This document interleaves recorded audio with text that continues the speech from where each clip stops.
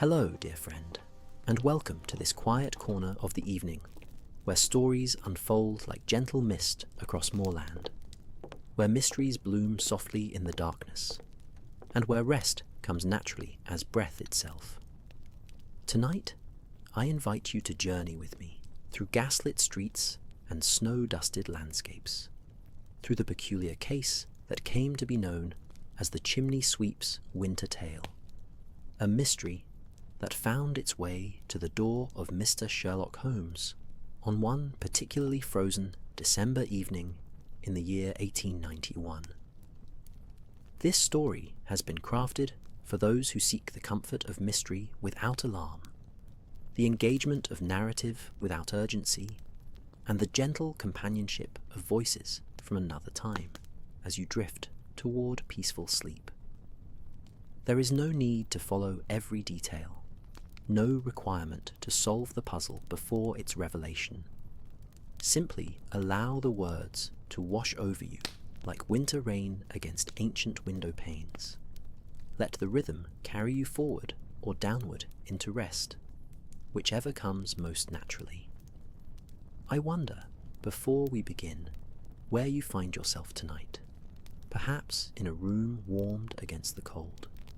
Perhaps beneath blankets that echo the comfort of that Victorian sitting room we shall soon enter together, perhaps in a space all your own, where the world grows quiet and the day's demands finally release their hold upon your thoughts.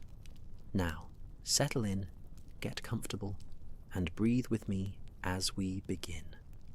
The fire in the sitting room at 221B Baker Street whispered and crackled with that particular voice known only to well-seasoned oak, the flames casting their amber light across walls papered in a deep burgundy pattern that seemed to absorb the glow rather than reflect it.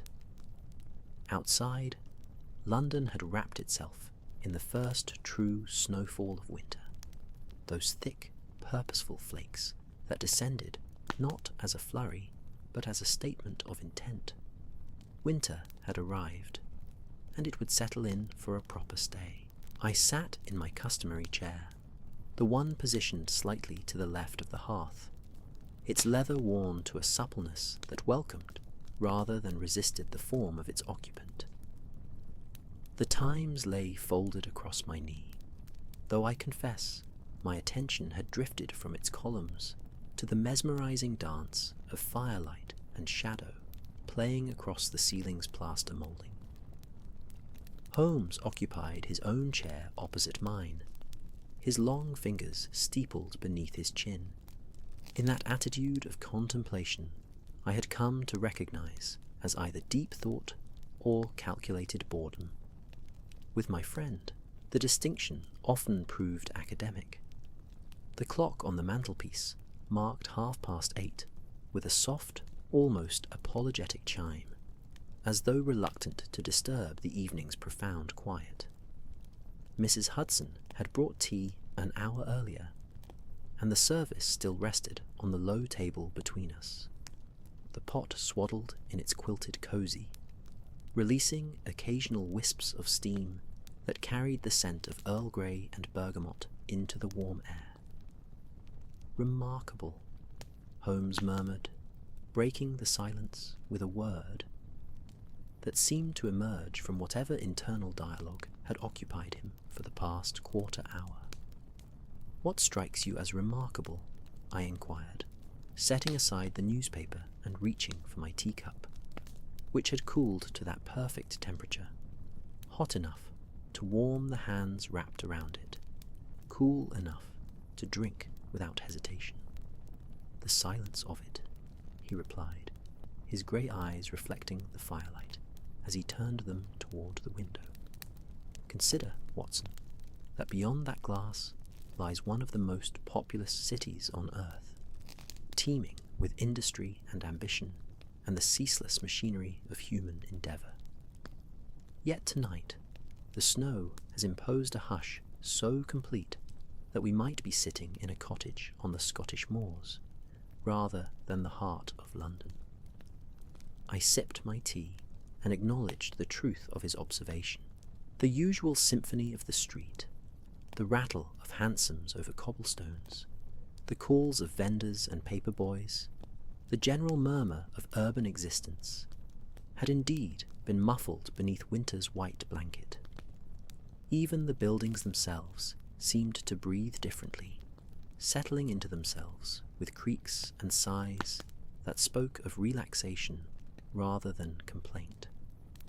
A perfect evening to remain indoors, I suggested, feeling the weight of the day's medical rounds leaving my shoulders, that tension between what the body has done and what it now wishes to do, namely, nothing more strenuous than enjoying this fire and this chair, and this companionable quiet. Holmes smiled, a brief expression that suggested both agreement and something else, something that carried the flavour of anticipation. Indeed, Watson, though I confess, evenings such as these often prove deceptive. The world does not cease its turning merely because we've drawn the curtains against it. Somewhere in this snow-hushed city, someone faces a predicament that will not wait for spring's thaw. Somewhere, a question demands answering, as though summoned by his words, and I have never quite determined whether Holmes possessed some uncanny sense of dramatic timing, or whether the universe itself conspired to prove his pronouncements prophetic. A knock sounded at the street door below. Not a tentative tap, but a firm, urgent rhythm that carried up the stairs with unmistakable purpose. We heard Mrs. Hudson's footsteps in the hall below, the opening of the door, and then voices, hers expressing surprise at receiving callers at such an hour and in such weather, and another voice, higher pitched and younger, speaking rapidly with the compressed urgency of someone who has travelled through cold and snow with a message that will not wait. Holmes rose from his chair with that liquid ease he possessed, all trace of languor vanishing as completely as morning mist before sun. And so the evening reveals its true nature, he said, moving to add another piece of wood to the fire. Would you be so kind as to refresh the teapot, Watson?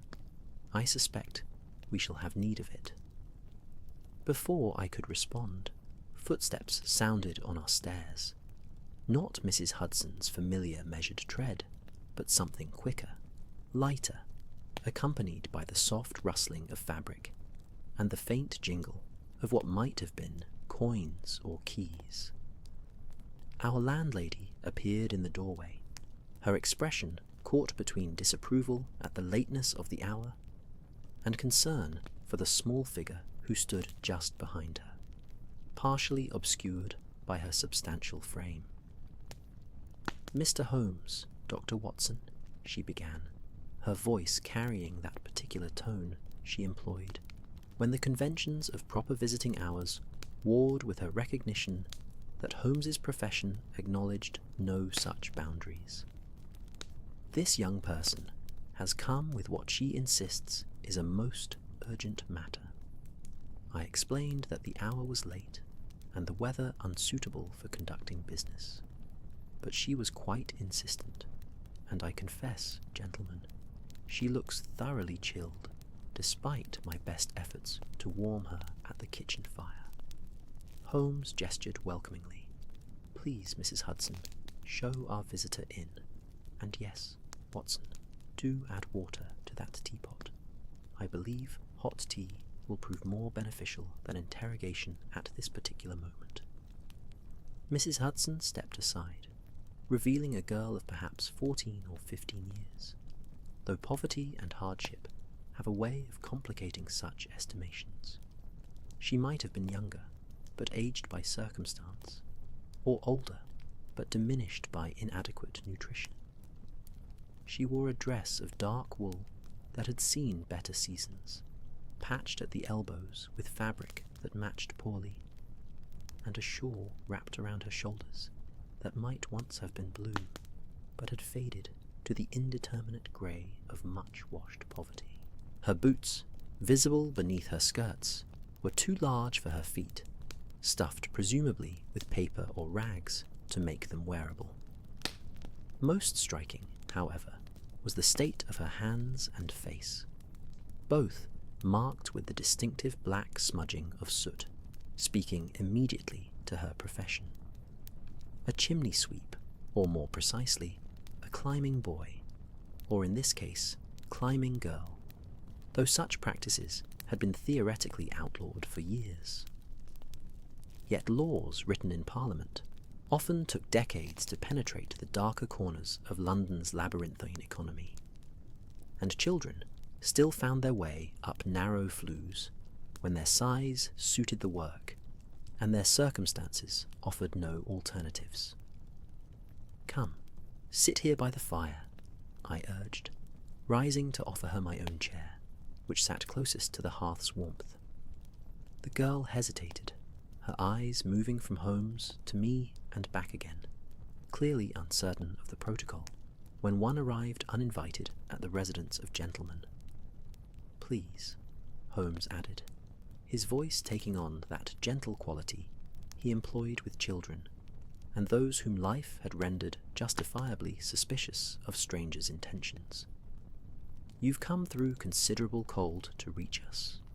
Warm yourself first, and then we shall hear what brings you to Baker Street on such an inhospitable evening."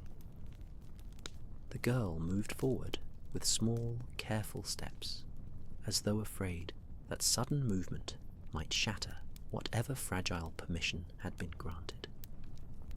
She perched on the edge of my chair, perched being the appropriate word, for she sat as a bird might alight on a branch, ready for immediate flight should circumstances require it. Her eyes, I noticed, were a striking shade of blue, made all the more vivid by the soot that framed them, and they moved constantly, taking in every detail of our sitting room, with an intelligence that poverty and profession had not diminished. Mrs. Hudson departed with a meaningful look that suggested this irregularity would be discussed at a future moment, but the set of her shoulders indicated that practical compassion had won out over propriety. She would not turn a cold, frightened child back into the December night, whatever the hour or circumstance.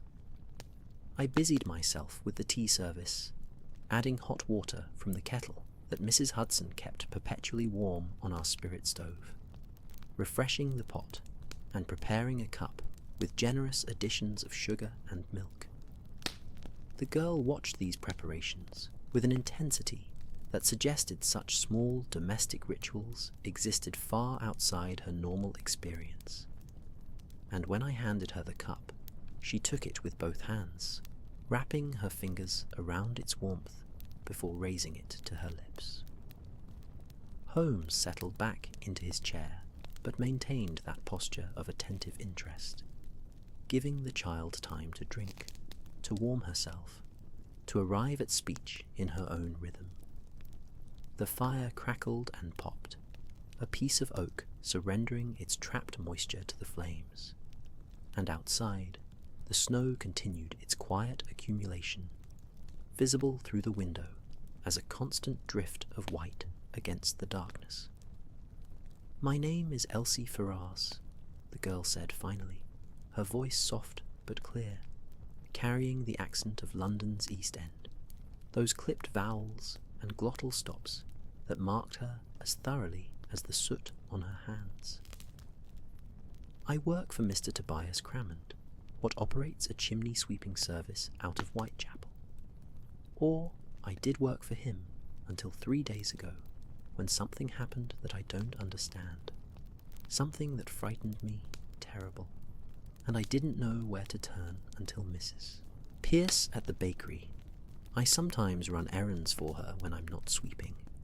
She said that there was a detective gentleman in Baker Street who helped people what couldn't afford proper help, and she gave me the address and said to tell you that she sent me, that you'd remember her from the matter of the stolen recipes." Holmes nodded slowly. "I do indeed remember Mrs. Pierce, a woman of considerable common sense and excellent seed cakes. Please, continue, Miss Ferrars. Tell us what happened 3 days ago." The girl took another sip of tea, and I watched some of the tension leave her thin shoulders as the warmth spread through her. She set the cup carefully on the table beside her, her movements precise despite the trembling in her hands, a trembling born of cold and fear rather than carelessness. "Mr. Crammond sends us. There's 4 of us children, what works for him, climbing the flues. He sends us out to different houses, depending on what work he's taken on. 3 days ago, that would be Thursday morning, he sent me and Tommy Bidwell. He's another of the sweeps, a bit younger than me. He sent us to a house in Belgravia, a big fancy place called Ashworth House, to clean the chimneys before the family came back from the country. The housekeeper, what hired us, said the family had been away since summer, but were returning for Christmas, and she wanted all the chimneys swept, so the fires would draw proper." She paused, her eyes moving to the fire in our grate, watching the flames as though seeing something beyond them, some memory that required gathering before it could be spoken. "Tommy went up the kitchen chimney first. As he's smaller, and it's always a tricky one, the kitchen flue. I started on the morning room, which was straightforward enough. Big houses like that, they have proper chimneys, well built, not like the narrow, crooked things in the old tenements. I'd finished the morning room and was starting on the library when Tommy came running in, white as paste under his soot, saying I had to come quick, that he'd found something terrible in the chimney." Holmes leaned forward slightly, his fingers once again forming that steeple beneath his chin. What had he discovered? I felt a surge of indignation at this confirmation of what I had suspected, that this child and others laboured under conditions that ground them down to mere instruments of industry, valued only for their utility and small enough size to navigate spaces no adult could enter. "No judgment attaches to hungry children seeking sustenance," Holmes said quietly. "What was in the bundle?" "Letters," Elsie replied. "At least 20 of them, all tied together with black ribbon, and they were addressed to someone called Catherine, though there was no family name, just Catherine. Tommy wanted to leave them, but I insisted we had to look at them properly, because they might be important, and besides, they were hidden, which meant someone had gone to trouble to conceal them. So we took the bundle to a corner of the library, where there was good light from the window, and we opened one of the letters." She paused again, her hands now twisting in her lap, fingers intertwining with an anxiety that seemed to grow as she approached the heart of her narrative. "Go on," I encouraged gently. "You're quite safe here." "The letter was written in a beautiful hand," she continued, "the sort of writing that speaks of education and care. It was dated August of 1889, so 2 years ago, and it spoke of, well, it spoke of love, sir, in terms that made it clear that whoever wrote it was deeply attached to this Catherine. But more than that, it spoke of danger. The writer, and the letter was signed only with the initial M, warned Catherine that they must be careful, that there were those who would seek to destroy what they had found together. That discovery would mean ruin for both of them." Holmes's eyes had taken on that particular gleam that indicated his full attention had been captured. "Did you read the other letters?" "Only 2 more," Elsie said. "We didn't have time for more because the housekeeper came to check on our progress, and Tommy and I, we panicked. We shouldn't have opened the bundle at all, and we knew if she found us reading private letters instead of working, we'd be in terrible trouble, maybe turned out without pay, maybe even reported to the police for thieving. So Tommy shoved the bundle back up the chimney, back and into the space where he'd found it, and we tried to act normal, like we'd been working the whole time. "And did the housekeeper suspect anything?" I asked. "I don't think so, sir.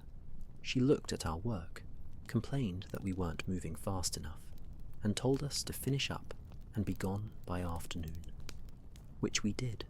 We swept every chimney in that house as quick as we could, and Tommy made sure to put the bundle back exactly as he'd found it, wedging it behind the loose brick so it was hidden again." "A perceptive young man," Holmes observed. "Too perceptive," Elsie said, and now genuine fear entered her voice. Because the next morning, Friday, Tommy didn't wake up with the rest of us. When I went to his sleeping corner, his blanket was there, but he wasn't.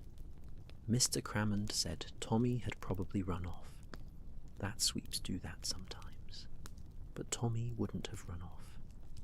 He had a mother in Bethnal Green that he visited every Sunday, bringing her whatever pennies he'd managed to save. He wouldn't have left without telling me, without saying goodbye. The fire settled with a soft rush of collapsing embers, and I rose to add another log, giving myself a moment to process what we'd heard.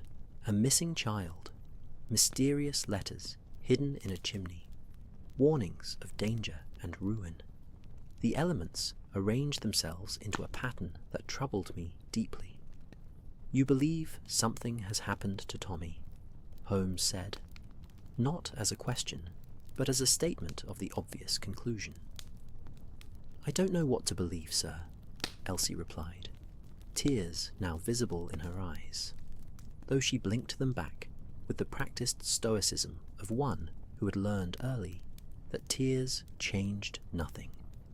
"But yesterday, that would be Saturday, I went to Ashworth House on my own, telling Mr. Crammond that we'd left some of our brushes there by accident. I waited until I saw the housekeeper leave on some errand, and then I snuck in through a window we'd left unlatched. I went straight to that library chimney and climbed up to the spot where the letters had been hidden. And they were gone," Holmes finished. "Yes, sir, the brick was back in place, fitted tight, and the space behind it was empty. Someone had taken those letters, and now Tommy is missing, and I'm frightened, Mr. Holmes. I'm frightened because I think whoever hid those letters knows that we found them, and I think they've done something to Tommy to keep him quiet, and I'm afraid I might be next." The room fell silent, except for the whisper of snow against the window glass and the gentle breathing of the fire. Holmes sat very still, his eyes distant, his mind clearly arranging the elements of what we'd heard into patterns and possibilities. I found myself studying the child before us, undernourished, exploited, thrust into circumstances that no child should endure, yet displaying a courage and intelligence that commanded respect. "Miss Ferrars," Holmes said at last, "you've done precisely the right thing by coming here. The hour is late, and you've travelled through difficult weather to reach us. I propose the following. Dr. Watson will take you downstairs to Mrs. Hudson, who will provide you with a proper supper and a safe place to sleep tonight. Tomorrow morning, after you've rested, we shall discuss the matter further and determine the best course of action. You have my word that no harm will come to you while you're under the protection of this household." Relief flooded the girl's face, transforming her features in a way that suggested what she might look like under better circumstances. Fed, warm, freed from constant anxiety. "Thank you, sir. Thank you, Dr. Watson," I didn't know if you'd believe me, if you'd think I was just making up stories or trying to cause trouble. We believe you, I assured her, rising and offering my hand to help her from the chair. Come along now. Mrs. Hudson makes an excellent mutton stew, and I suspect there's some left from dinner that can be warmed for you. I guided Elsie downstairs, where Mrs. Hudson, bless her practical soul, took one look at the girl's condition and immediately went into that efficient mode of caretaking that brooked no argument. Within minutes, Elsie was seated at the kitchen table with a bowl of steaming stew before her, a thick slice of bread beside it, and Mrs. Hudson was already preparing one of the spare rooms, muttering about the state of the world that allowed children to be so mistreated. When I returned to our sitting room, I found Holmes standing at the window, looking out at the snow-covered street, his profile sharp against the dim light filtering in from the gas lamp below. "A troubling business, Watson," he said, without turning. "Indeed," I agreed, reclaiming my chair and my now cold tea. "A missing child, hidden letters speaking of danger, and a frightened witness who may herself be in peril." Holmes turned from the window and began pacing, his hands clasped behind his back, his long stride carrying him from hearth to bookshelf, and back again in a rhythm that I had observed countless times before. The physical manifestation of his mental processes, thought made visible in movement. "Consider the elements," he said, his voice taking on that lecturing quality that indicated he was working through the problem aloud, using me as a sounding board for his developing theories. "A substantial house in Belgravia, which suggests wealth and social position. Letters hidden in a chimney, speaking of forbidden love and danger, suggesting a relationship that could not withstand public scrutiny. The letters dated from 1889, which places the events 2 years in the past, and now the sudden disappearance of a child who discovered these letters, followed by the equally sudden disappearance of the letters themselves." He paused in his pacing to retrieve his pipe from the mantelpiece, going through the ritual of filling it with tobacco from the Persian slipper where he kept his supply. The scraping of match against box, the brief flare of sulphur, the first aromatic exhalations of smoke, these familiar actions seemed to focus his thoughts further. "The timing troubles me," he continued, smoke wreathing his head as he resumed his pacing. "If these letters were hidden 2 years ago, why were they not retrieved before now? Why leave them concealed in a chimney where any thorough cleaning might reveal them? Perhaps the person who hid them lacked the opportunity to retrieve them," I suggested. "The housekeeper mentioned the family had been away since summer. If the house was closed and unoccupied, gaining access to retrieve the letters would have been difficult." "A valid point," Holmes acknowledged, pointing his pipe stem at me in that gesture he employed when I had contributed something useful.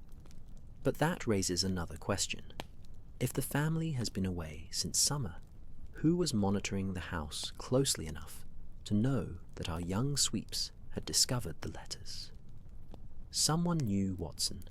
Someone knew within hours, within a day at most, because by the following morning, young Tommy Bidwell had vanished. A chill ran through me that had nothing to do with any deficiency in the fire's warmth. You're suggesting that someone was watching the house, that they observed Tommy and Elsie's actions. Not merely suggesting, asserting it as near certainty," Holmes replied, settling back into his chair with his pipe clenched between his teeth. "Consider the sequence. The children discover the letters on Thursday morning. They examined several of them, then replace them in their hiding place when the housekeeper approaches. That night, back in their lodgings, they discuss what they've found. By Friday morning, Tommy is gone. By Saturday, when Elsie returns to the house, the letters have been removed. Someone moved with remarkable speed and efficiency, Watson. Someone who has much to lose. But how would this someone know that the letters had been discovered? I objected. Unless the housekeeper herself is involved, and she reported the children's suspicious behavior. Possible, Holmes mused, smoke drifting upward in lazy spirals. Though I think it more likely that our mysterious adversary, let us call them X for the moment, has been keeping watch on Ashworth House, knowing that the chimney sweep's visit represented a potential threat to the letter's concealment. When X observed the children's behavior, perhaps they lingered too long in the library. Perhaps they were seen through a window examining the bundle. X realized the letters had been discovered and took immediate action.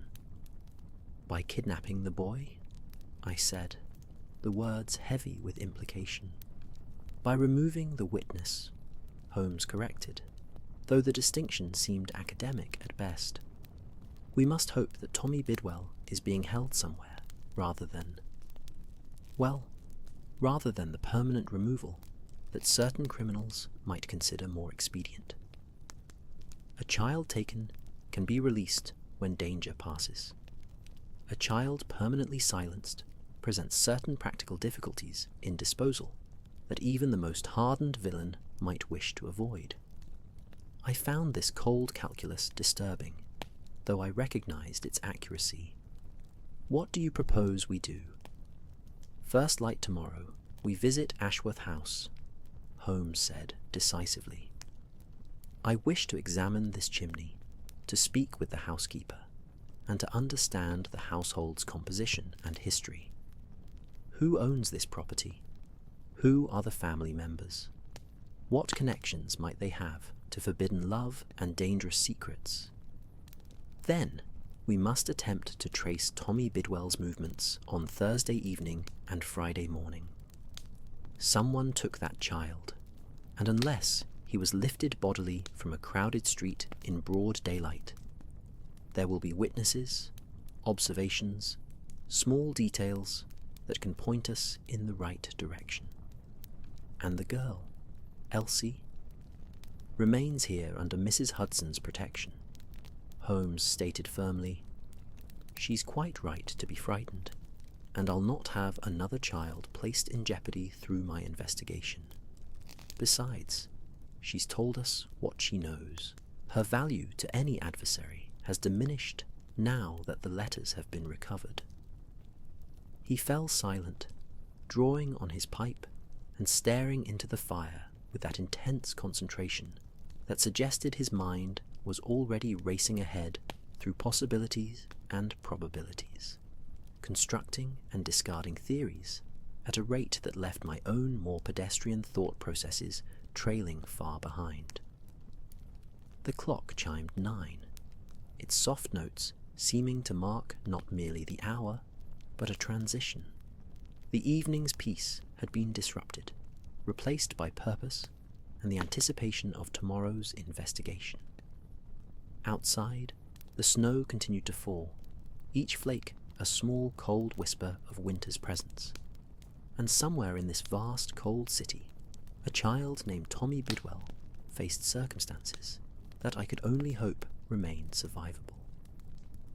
Get some rest, Watson, Holmes said at last, rousing himself from his contemplation. Tomorrow will require clear heads and sharp observation. The game, as they say, is afoot, though in this instance the game involves a child's welfare, which elevates it far beyond mere intellectual exercise. I retired to my room, though sleep came slowly, despite the comfortable bed and the distant whisper of snow against glass. My mind turned over what we'd heard, examining it from various angles, like a jeweller studying a stone for flaws. A chimney sweep's discovery, a vanished child, letters that spoke of danger. These elements arranged themselves into patterns that troubled me, suggesting depths of duplicity and desperation that made rest difficult. When sleep finally arrived, it brought dreams of narrow chimneys and hidden chambers, of letters that burned before they could be read, and of a child's voice calling from some dark, enclosed space where no voice should echo. Morning arrived with that peculiar brightness that snow brings. The world outside transformed into something unfamiliar. Familiar streets made strange by their white covering, sharp angles softened, and all sound further muffled beyond even the previous evening's quiet. I woke to find sunlight, pale and winter-weak, filtering through my curtains, and the smell of coffee and toast rising from below. Those domestic fragrances that anchor one in the ordinary, even when extraordinary matters press for attention. Holmes was already awake and dressed when I emerged from my room, seated at our table, with what appeared to be several newspapers spread before him, his coffee cup steaming at his elbow. He glanced up as I entered, and I noted the absence of that lethargy that sometimes afflicted him between cases. His eyes were bright, his posture alert, every aspect of his bearing suggesting a mind fully engaged.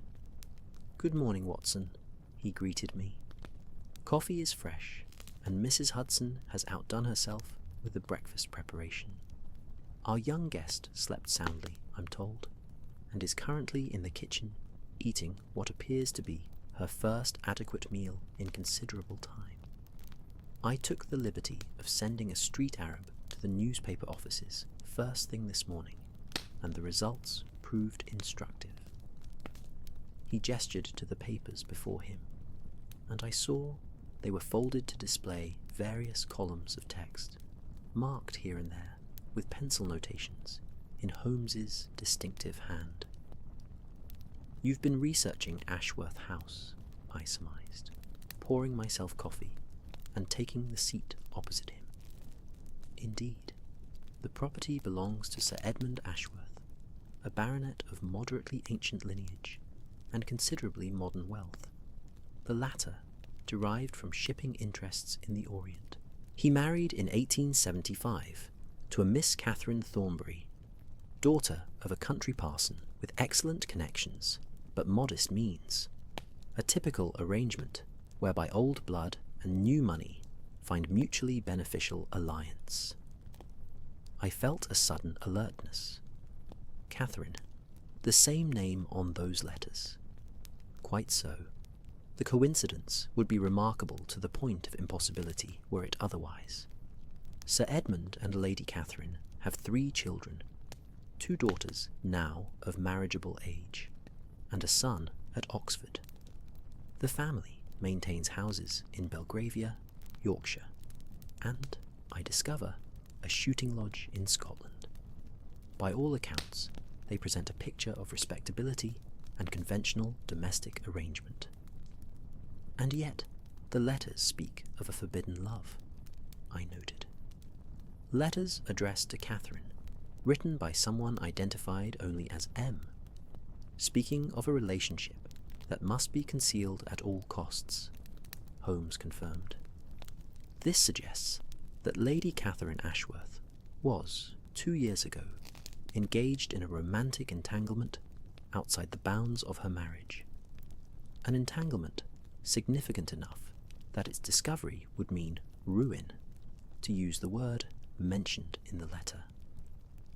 "Do you suppose Sir Edmund discovered the affair?" I asked, my mind already constructing possible scenarios.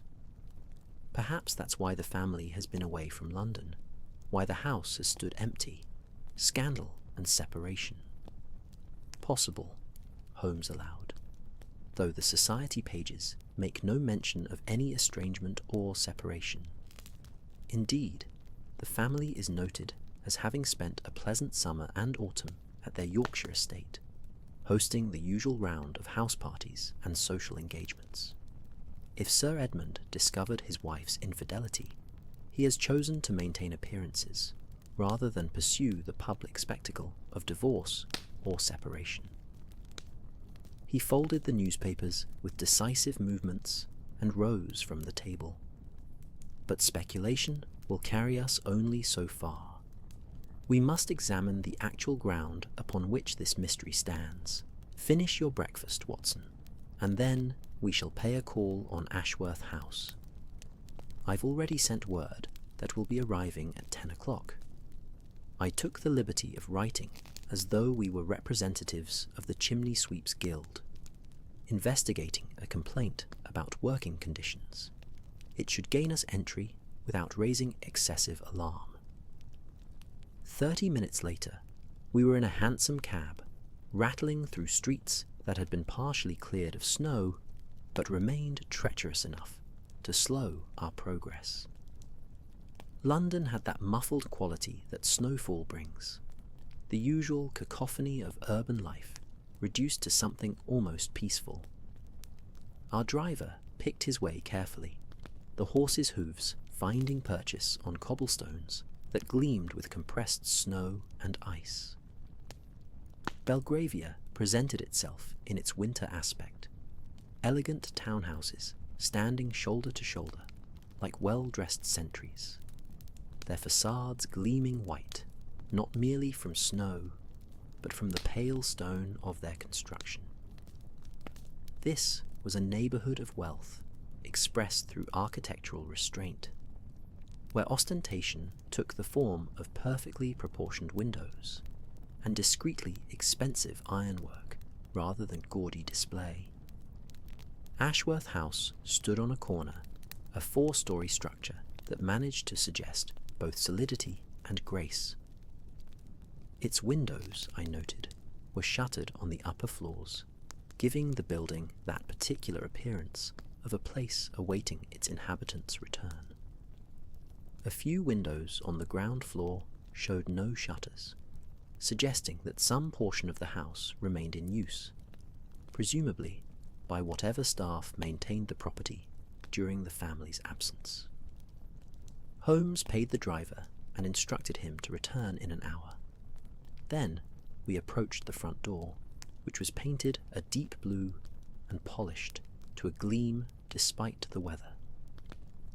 The brass knocker, shaped like a lion's head, its mouth gripping a ring, caught what sunlight filtered through the overcast, and seemed to challenge us with its frozen roar. Holmes lifted the knocker and let it fall 3 times, the sound echoing within with that particular hollow quality of large, sparsely occupied spaces.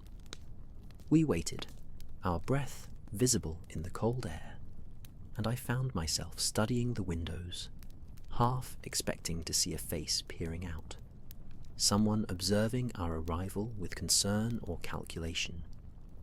The door opened to reveal a woman of perhaps 50 years, dressed in the black bombazine and white apron of a housekeeper, her grey hair pulled back in a severe bun, her expression professional but not unkind. This would be the housekeeper Elsie had mentioned, the woman whose unexpected appearance had caused the children to hastily conceal the letters. "Yes?" she inquired, her voice carrying the precise diction of someone who had risen from lower stations through merit, and now guarded her position carefully. "Good morning," Holmes said, producing a card from his waistcoat pocket, one of several varieties he kept for different occasions, I knew. "I am Mr. Sherrinford Hope, and this is my colleague Mr. Weatherby. We represent the Metropolitan Chimney Sweep Association, and we've received a complaint regarding the treatment of child workers employed at this address 3 days ago. Might we come in and discuss the matter?" The housekeeper's expression shifted to one of affront. Complaint? I can't imagine what complaint there might be. The children were treated properly, paid fairly, and completed their work without incident. I'm certain that's the case, Mrs. Holmes let the question hang. Mrs. Aldridge, she supplied. I've been housekeeper here for 20 years, and I've never had cause for complaint regarding my treatment of any tradesperson or worker. Precisely why we wished to speak with you directly, Holmes said smoothly. Often these complaints are filed by competitors seeking to damage reputations, or by the sweep masters themselves, attempting to extract additional payment. A brief conversation will allow us to resolve the matter, and note in our records that Ashworth House maintains exemplary standards. The appeal to her pride in her position worked as Holmes had clearly anticipated. Mrs. Aldridge stepped back, opening the door wider. Very well. Please come in, though I must ask you to be brief. The house is being prepared for the family's return next week, and there is considerable work to be done. We entered a foyer that spoke of understated wealth, marble flooring, dark wood panelling, and a chandelier that hung dormant and covered, awaiting the return of occupation. The air smelled of closed spaces and polish, that particular scent of houses maintained in absence, cleaned but not lived in. Mrs. Aldridge led us to a small sitting room off the main hall, a chamber that clearly served as her office and private domain within the household. A desk stood against one wall, its surface organized with ledgers and household accounts. 2 chairs faced a modest fireplace where coals glowed, providing enough warmth to make the room comfortable for working, though not for leisure.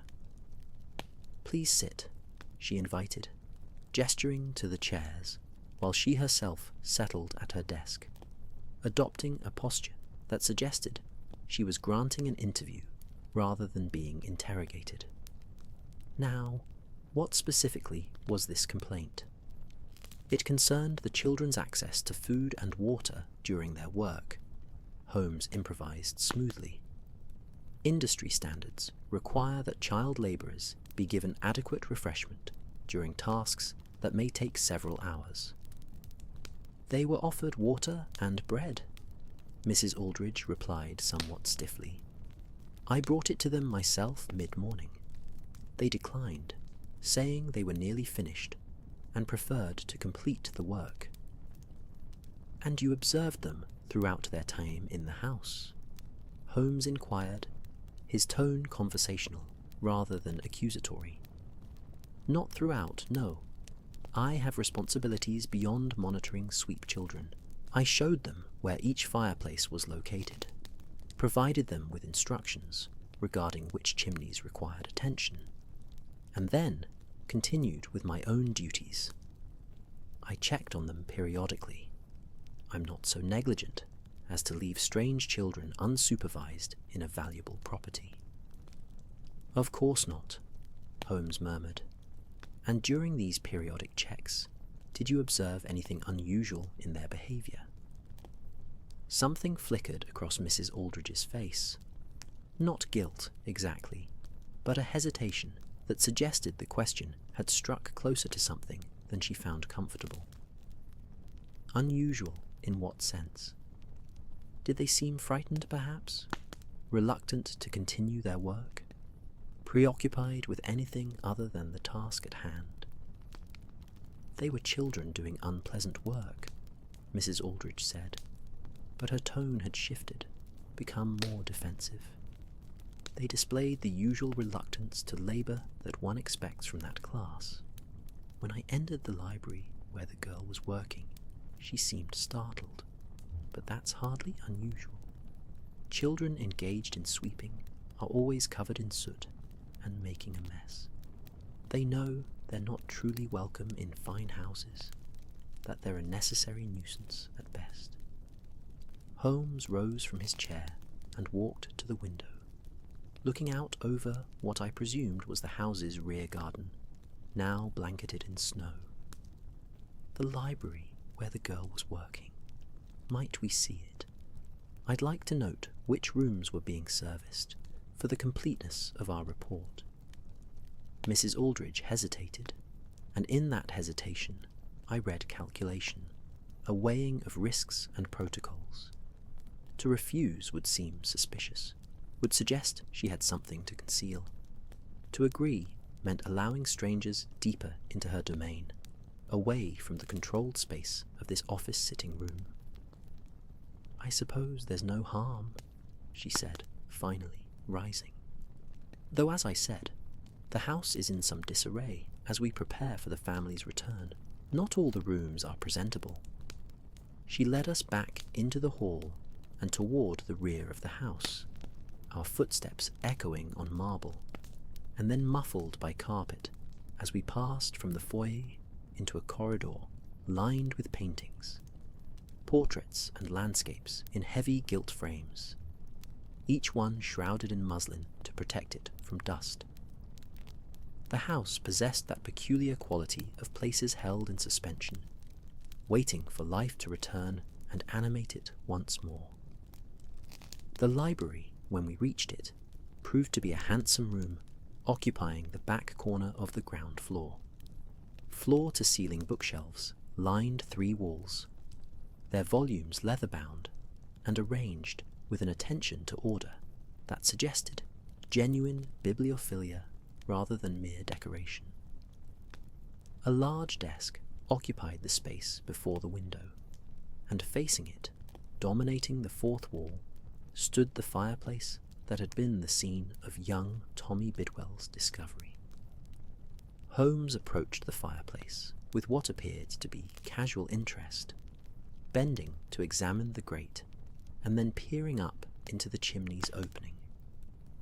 "Well constructed," he observed, "though I notice some variation in the brickwork about 10 feet up. Do you see it, Weatherby? There, where the chimney appears to make a slight turn." I moved closer and followed his pointing finger.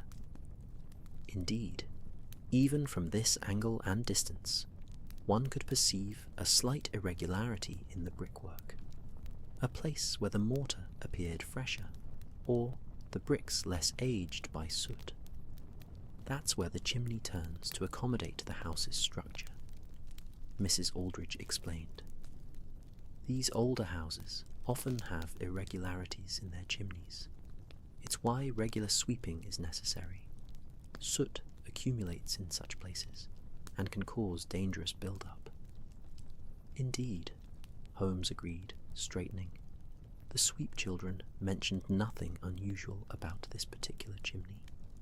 No structural concerns or difficulty accessing the full length of the flue. "Nothing was mentioned to me," Mrs. Aldridge replied, though again I detected that slight defensiveness in her tone. They completed the work and departed. I inspected their work afterward, as is my practice, and found it satisfactory. The chimneys were clean, and when the family returns and fires are lit, they will draw properly. Holmes moved to the window and looked out over the snow-covered garden, his hands clasped behind his back. "Has anyone else visited this room since the sweeping was completed? Any other tradespeople, or perhaps representatives of the family checking on the house's preparation?" Now, Mrs. Aldridge's expression became openly suspicious. Why would that be relevant to a complaint about the treatment of sweep children? "Merely thoroughness," Holmes said easily. "We like to establish a complete picture of the household's activities. It helps us understand the context of any complaints." "No one has been in this room except myself," Mrs. Aldridge stated firmly. "I dust the surfaces weekly, and I air the room when weather permits. But no tradespeople have been required, and the family has not sent representatives to inspect. They trust my management entirely." "I'm certain they do," Holmes said, turning back to face her. "You've been most helpful, Mrs. Aldridge. One final question, if you'll indulge me. After the sweep children departed, did you notice whether anything in this room had been disturbed? Books out of place? Desk drawers opened? Anything that seemed not quite as it should be? The housekeeper stiffened. Are you suggesting those children were thieves? That they took something from this house? Not at all, Holmes assured her. But children are naturally curious, and sometimes they handle items they shouldn't, leaving evidence of their presence. If you noticed anything amiss, it would help us understand their conduct while here. Nothing was disturbed, Mrs. Aldridge said flatly. I would have noticed immediately and pursued the matter with their employer. As I said, the work was completed satisfactorily, and they departed with their payment. That should be the end of the matter. She had clearly reached the limit of her cooperation, and Holmes, reading this with his usual acuity, offered a gracious smile and a slight bow. You've been more than generous with your time, Mrs. Aldridge. We shall note in our records that the complaint appears to be without foundation, and that this household maintains exemplary standards. Thank you for your assistance. We were shown out with more haste than ceremony, Mrs. Aldridge clearly eager to return to her duties and to close the door on this intrusion into her well-ordered domain. As the blue door shut behind us, I turned to Holmes with raised eyebrows. Well, I inquired, what did you observe? Several items of interest, he replied, setting off down the street at a brisk pace that had me hurrying to match his stride. First, Mrs. Aldridge is lying, though whether about all matters, or only some, remains to be determined. Her claim that no one else has visited that library is demonstrably false. The dust patterns on certain surfaces indicate recent disturbance by someone other than herself, someone who moved several books on the lower shelves, presumably searching for something. The person who retrieved the letters, I suggested. Precisely. Second, that irregularity in the brickwork. Did you note the fresh mortar around one particular brick, about a hand span to the right of the most visible variation? I confessed I had not. Someone has recently removed and replaced a brick in that chimney, Watson. The mortar is no more than a few days old, applied with some care, but not with the skill of a professional mason. And third, most tellingly, Mrs. Aldridge showed no curiosity whatever about the nature of the supposed complaint. A housekeeper who truly had nothing to hide would have pressed for details, would have demanded to know who filed the complaint and on what grounds. Her lack of such inquiry suggests she already knows, or suspects, what the sweep children discovered, and she wishes to avoid any discussion that might lead in that direction. We had reached a busier street, and Holmes hailed a passing hansom, giving the driver an address in Whitechapel. As we settled into the cab, I considered what we'd learned. So, Mrs. Aldridge is involved, or at least aware, I said. She knew about the letters, or she's been told not to discuss certain matters regarding that library. She is certainly aware that something in that house requires protection, Holmes agreed, though whether she understands the full scope of what that something entails remains uncertain. She might be an active conspirator, or she might merely be following instructions from her employers without full knowledge of their import. And where are we going now? To find young Tommy Bidwell, Holmes stated. Or, failing that, to trace his movements after he left Ashworth House on Thursday. The boy vanished from his lodgings sometime between Thursday night and Friday morning. Someone took him, and that someone left traces. They always do. We need only look with sufficient care and knowledge to read what those traces tell us. The journey from Belgravia to Whitechapel was a journey between worlds, from the elegant restraint of wealth to the chaotic vitality of poverty. The streets narrowed, the buildings pressed closer together, and the snow that had lent such picturesque quality to the West End became here merely an obstacle, an additional hardship in lives that had little margin for additional burdens. The white covering that transformed Belgravia into something from a winter painting became here a treacherous layer over filth, making pathways slippery and dangerous, adding cold to the existing catalogue of discomforts. Our cab deposited us on a street where shops and workshops crowded shoulder to shoulder, each one proclaiming its trade through signs that ranged from elaborate to crudely painted. Holmes consulted a slip of paper, presumably containing the address that Elsie had provided, and led us to a narrow building whose ground floor housed what appeared to be a chandlery, its window displaying candles of various sizes and qualities. A narrow door beside the shop's entrance bore a placard reading, "Tea Cramond, Chimney Services, inquire within." Holmes pushed open this door, revealing a steep staircase descending into dimness below. The smell that rose from below was not pleasant. Soot and unwashed bodies, damp and coal smoke, all mingled into an atmosphere that spoke of too many people in too little space with inadequate ventilation. We descended into a space that might charitably be called a workshop, and more accurately described as a hole.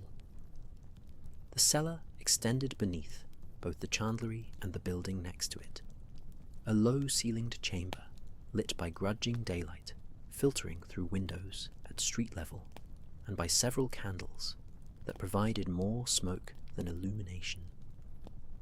Barrels and crates occupied most of the space, but in one corner several thin mattresses lay on the floor, each one topped with a threadbare blanket, the sleeping quarters for the child labourers who formed the primary workforce of this enterprise.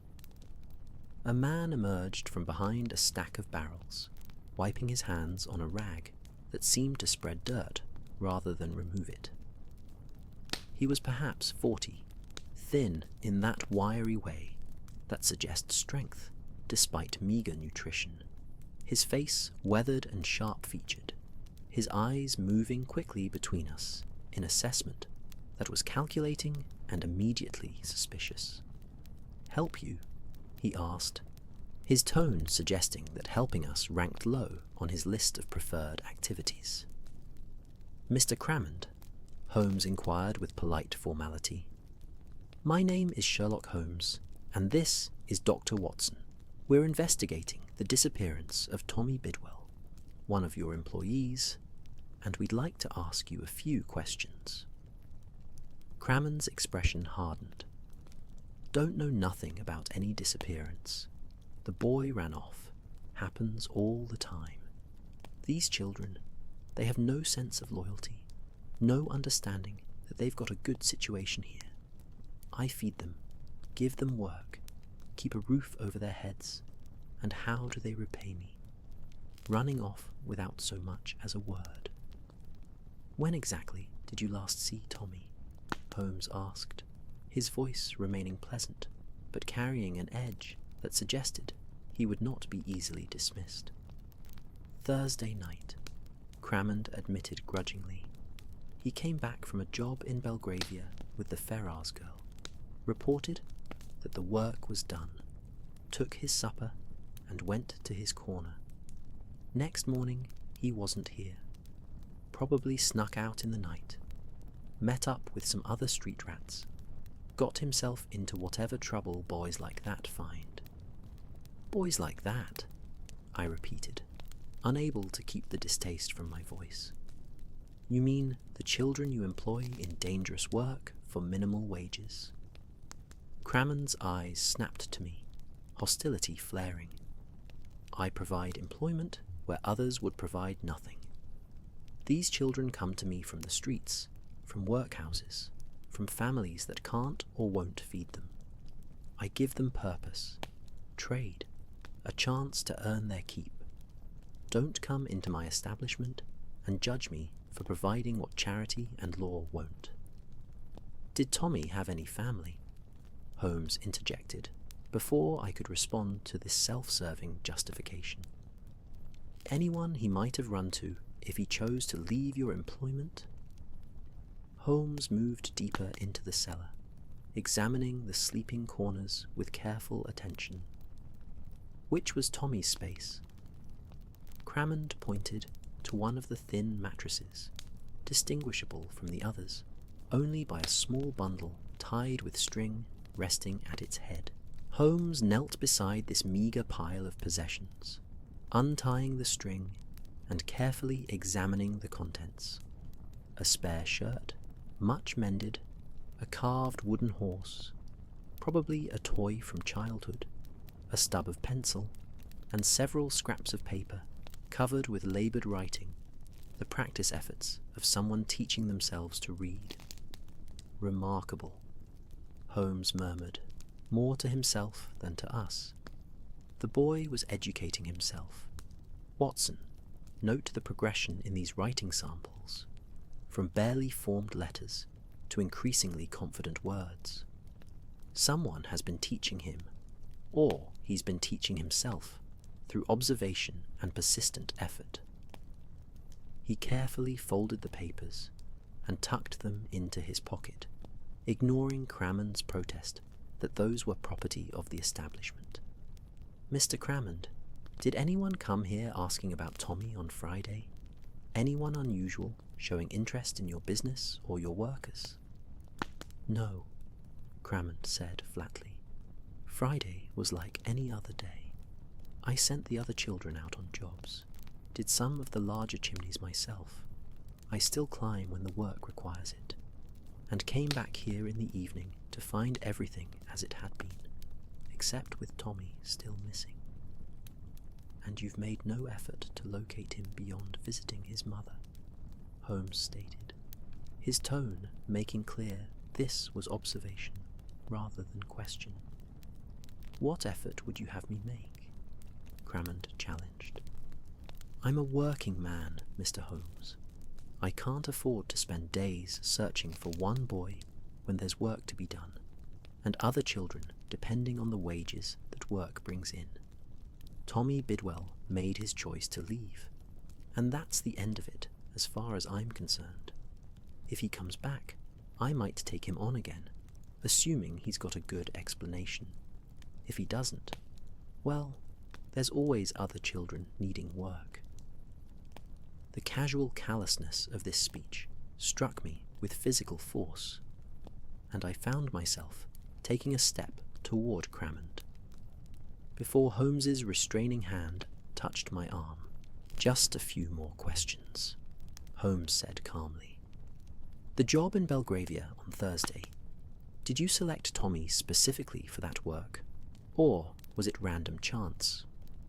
Sent him and the Ferrars girl together, Crammond replied. Tommy was small, good for tight flues, and the girl is reliable about finishing work proper. They'd worked together before without problems. And who commissioned this work? How did you come to be hired for that particular house? Housekeeper sent a message Wednesday evening, saying she needed chimneys swept before the family returned. It's regular work. I sweep that house and several others in that neighbourhood twice a year, have done for years. Nothing unusual about it.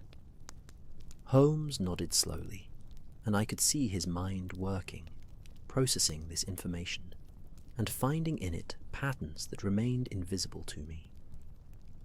One final question, Mr. Crammond. Has anyone else come asking about Tommy? Police, perhaps? Or representatives of any charitable organisation concerned with child welfare? No one, Crammond said. You're the first, and you'll pardon me saying, but I don't see what business it is of yours anyway. You're not police. You're not from any official body that I can see. What's your interest in a missing sweep? Justice, Holmes said simply. A concept that perhaps has less currency in your establishment than it should. Come, Watson. We've learned what we can here.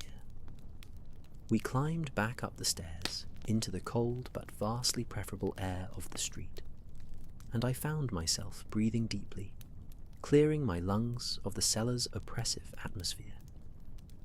Despicable, I said, once we were clear of the building. That man treats children as nothing more than equipment, replaceable tools for his trade. Unfortunately, his attitude is far from unique, Holmes replied, his own voice carrying a tight anger that he rarely displayed openly. The laws have changed, but enforcement lags decades behind, and there remain far too many Crammons in this city, using children in ways that should horrify any civilized society. But righteous anger, while justified, does not advance our investigation. We need facts, not feelings, Watson. What facts have we gained? I asked, following as he set off down the street with that purposeful stride that indicated a destination in mind. Several significant ones, Holmes replied.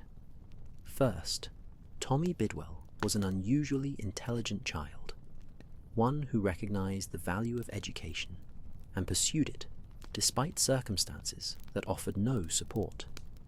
That intelligence is what led him to understand the significance of those letters, and it may be what has kept him alive. An intelligent captive can be manipulated more easily than a terrified, uncomprehending one. Second, Crammond received no special instructions regarding the Ashworth House job. It was routine work, which suggests that the danger came not from the fact that Tommy was sent there specifically, but from what he happened to discover once there. Third, no official inquiries have been made about Tommy's disappearance, which confirms what we already suspected, that whoever took him operates outside the law and prefers to keep the matter entirely private. We had reached a broader street where omnibuses and cabs moved in greater profusion, and Holmes stepped to the curb, raising his hand to hail a passing hansom. "Where to now?" I inquired. "Bethnal Green," he replied, as a cab pulled alongside us. I wished to speak with Tommy's mother, to understand more about the boy, and perhaps to offer her some comfort, poor woman. Then we returned to Baker Street to consolidate what we've learned and plan our evening's activities. Evening activities? I questioned as we settled into the cab. Oh yes, Watson. Tonight we must become something other than what we are. Tonight we must transform ourselves into the sort of men who might move through certain circles without drawing attention, the sort who might ask questions in places where a gentleman and his companion would be immediately marked as suspicious. Tonight we go looking in shadows for the people who traffic in secrets and silence.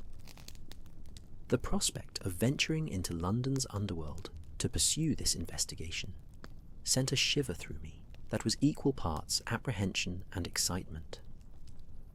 This was the Holmes I had followed into countless adventures, the man who moved with equal facility through the drawing rooms of the elite and the rookeries of the desperate, changing his appearance and manner like a stage actor assuming different roles.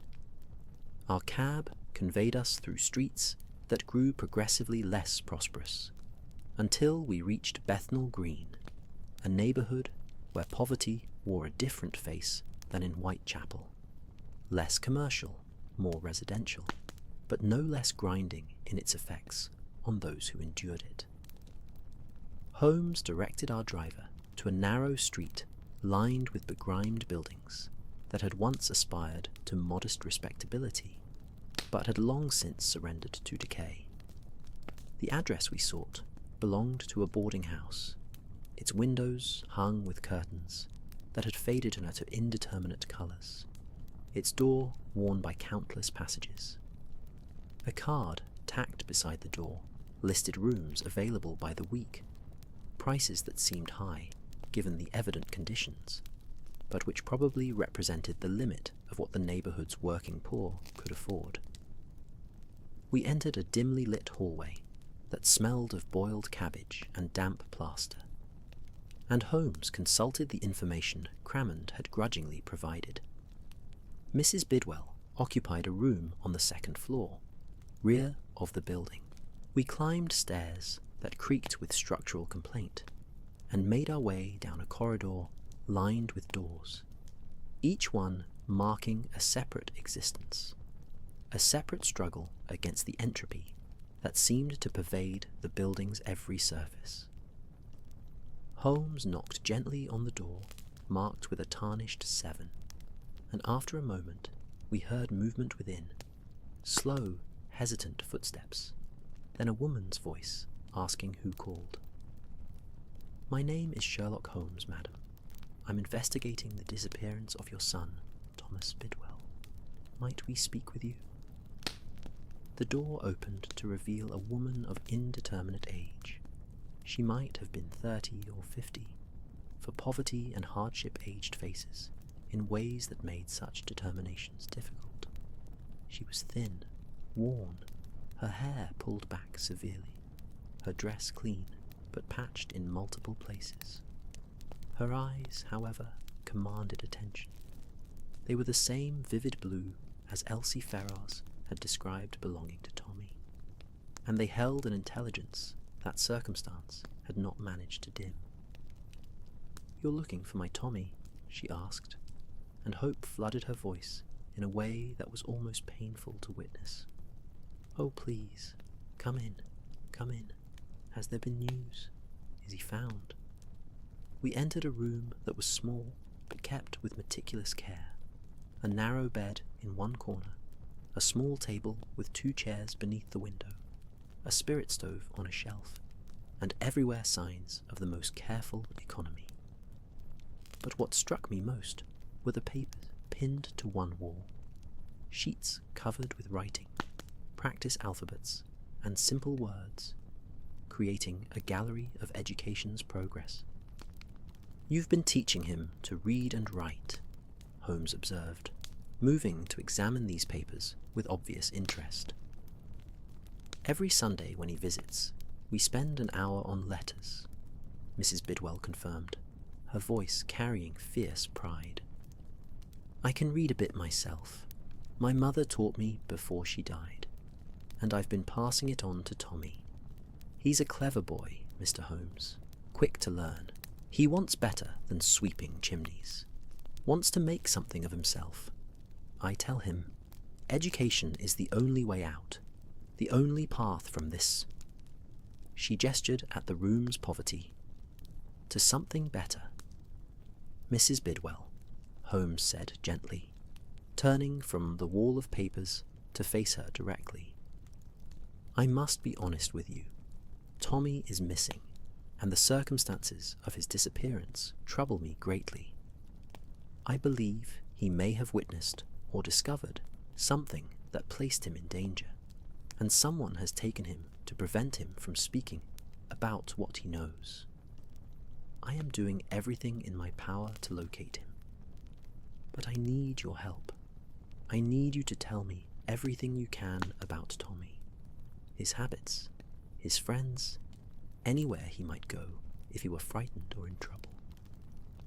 Mrs. Bidwell's face crumbled, hope transforming to grief in the space of a heartbeat, and I quickly guided her to one of the chairs before her legs could fail her. She sat heavily, her hands covering her face as sobs shook her thin frame. I looked helplessly at Holmes, who had taken the other chair, and now waited with that patience he could summon when required, allowing her to cry without rush or judgment. Finally, she raised her head, wiping her eyes with her sleeve. "I knew something was wrong," she said, her voice rough with tears. "When he didn't come Sunday, I knew. Tommy never misses a visit. Never. Even if he's been working all night, even if he's exhausted and covered in soot, he comes. He brings me whatever pennies he's saved, and we have tea together, and we practice his letters. When he didn't come, I went to Crammond's. But that devil of a man just said Tommy had run off, that he was probably dead in a ditch somewhere. Said it so casual, as though it didn't matter, as though my boy's life meant nothing. Tommy matters very much, I assured her, both to you and to us. We will find him, Mrs. Bidwell. Mr. Holmes has never failed to solve a case he's undertaken.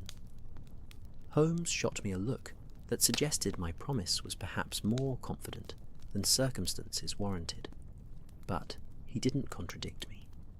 Instead, he leaned forward, his voice gentle but intent. "Tell me about Thursday evening," he said.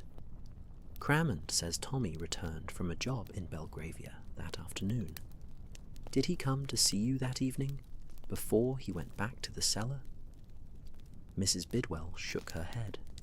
"Not Thursday. We'd seen each other the Sunday before, and he wasn't due again until this past Sunday. But—" she hesitated, then continued. "Thursday evening, maybe around 7 o'clock, I heard someone running in the hallway outside, and footsteps stopped near my door. I thought perhaps it was Tommy, that maybe he'd come early for some reason, so I went to the door and opened it. But there was no one there, just the hallway empty, though I had a feeling. You know that feeling when someone has just been present. I had that feeling very strong, and on the floor, just outside my door, there was this." She rose and went to a small box on the shelf beside her bed, removing from it a scrap of paper, folded small. She handed it to Holmes, who unfolded it carefully. I moved to look over his shoulder and saw crude writing in pencil, obviously done in haste. "Ma, found something at the big house. Letters about secrets. Elsie says, tell someone, but don't know who. If something happens, remember the letters in the chimney. Love, T." Holmes read this message twice, his expression intense, then looked up at Mrs. Bidwell. "You didn't go to the police with this?" Holmes folded the note carefully and returned it to her. "May I keep this? It's evidence, and it may help us locate Tommy." "Take it," she said immediately. "Take anything. Do anything. Just please find my boy and bring him home. He's all I have in this world, Mr. Holmes." His father died when Tommy was just 3, fell from scaffolding working construction, and it's been just the 2 of us since then. I've worked myself to bones to keep him fed, to keep him out of the workhouse, and when he got old enough, I let Crammond take him on, because at least it was work, at least it was something. But I've always told him, this isn't forever, Tommy. You learn your letters, you get smart, and you get out. You make something better. I found my own eyes stinging with sympathetic tears, moved by this woman's love for her son, and her desperate hope that education might be the ladder by which he could climb from poverty's pit.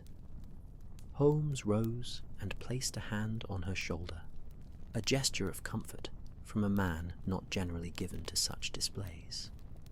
"Mrs. Bidwell, I give you my word that I will find Tommy. I believe he is alive, and I believe he is being held by people who wish to keep him silent about what he discovered. Those people made a mistake, however, in underestimating both Tommy's intelligence and his mother's love. This note confirms what we suspected and provides valuable evidence. Now, I must ask you to do something difficult. I must ask you to wait, to trust that we are pursuing every avenue, and to come immediately to 221B Baker Street if you receive any further communication from Tommy or about him. Can you do that?" She nodded, gripping his hand with surprising strength. "Find him, Mr. Holmes. Please, find my boy." We departed, with promises to keep her informed of any developments, and as we descended the boarding-house stairs, back into the late afternoon light, I saw that Holmes's expression had hardened into something resolute and almost grim. "They made him afraid," he said, as we emerged onto the street. Afraid enough that he ran to leave a message for his mother. Afraid enough that he contemplated something happening to him. A child should never have to carry such fear, Watson. The people responsible for creating that fear will answer for it. I promise you that. The fire of his conviction warmed me despite the December cold, and I found myself gripping his shoulder in a gesture of solidarity. "We will find him, Holmes, and we will make those responsible regret their actions." "Indeed we shall," he agreed. "But first, we must transform ourselves into very different men than we are. Come, Watson, we have preparations to make before tonight's expedition into less savoury quarters." The remainder of the afternoon at Baker Street passed in a flurry of preparation that would have seemed theatrical were it not for the deadly serious purpose behind it. Holmes disappeared into his bedroom and emerged a half-hour later, transformed. Gone was the lean, sharp-featured detective, replaced by a stooped, elderly man with grey beard and rheumy eyes, dressed in the shabby but respectable clothes of a retired clerk fallen on modest times.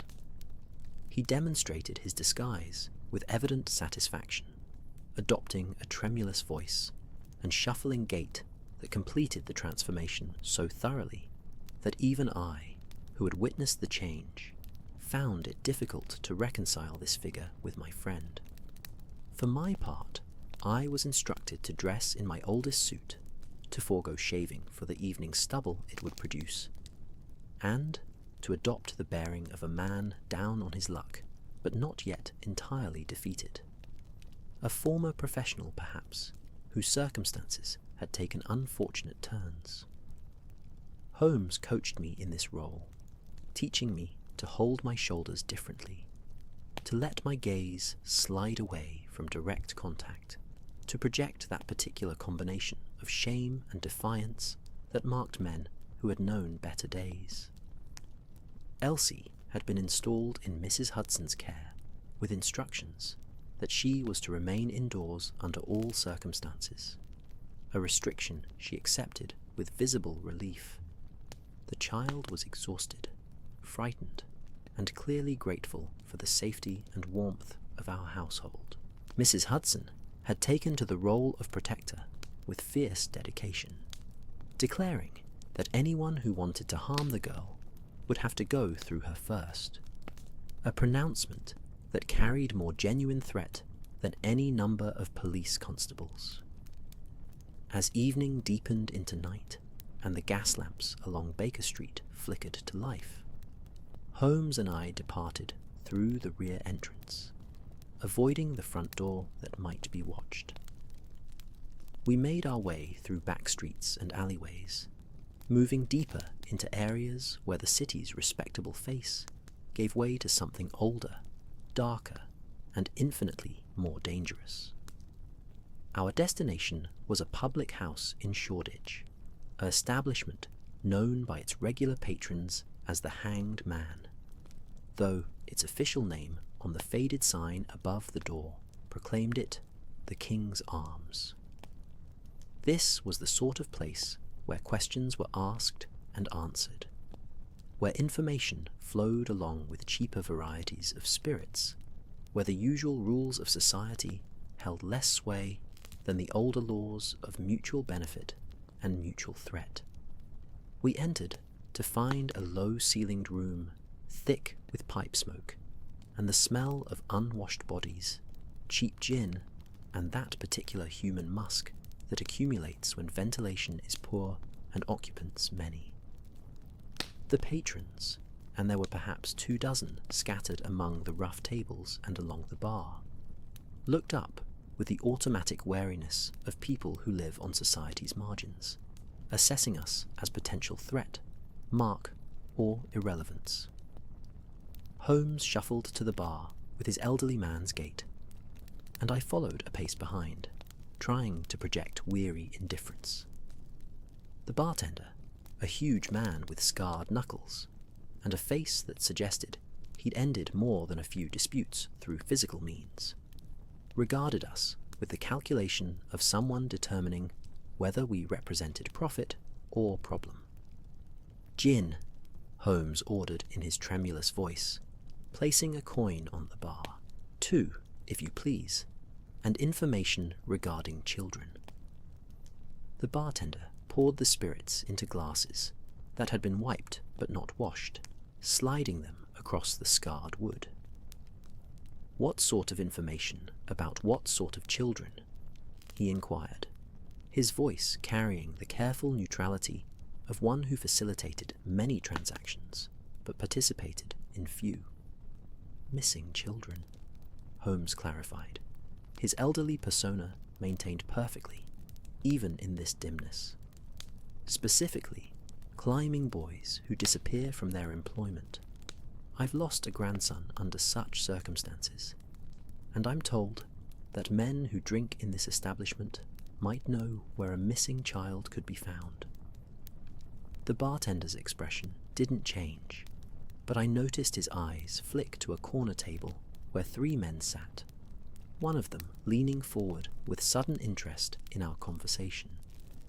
"Can't help you," the bartender said flatly. "Don't know nothing about missing children.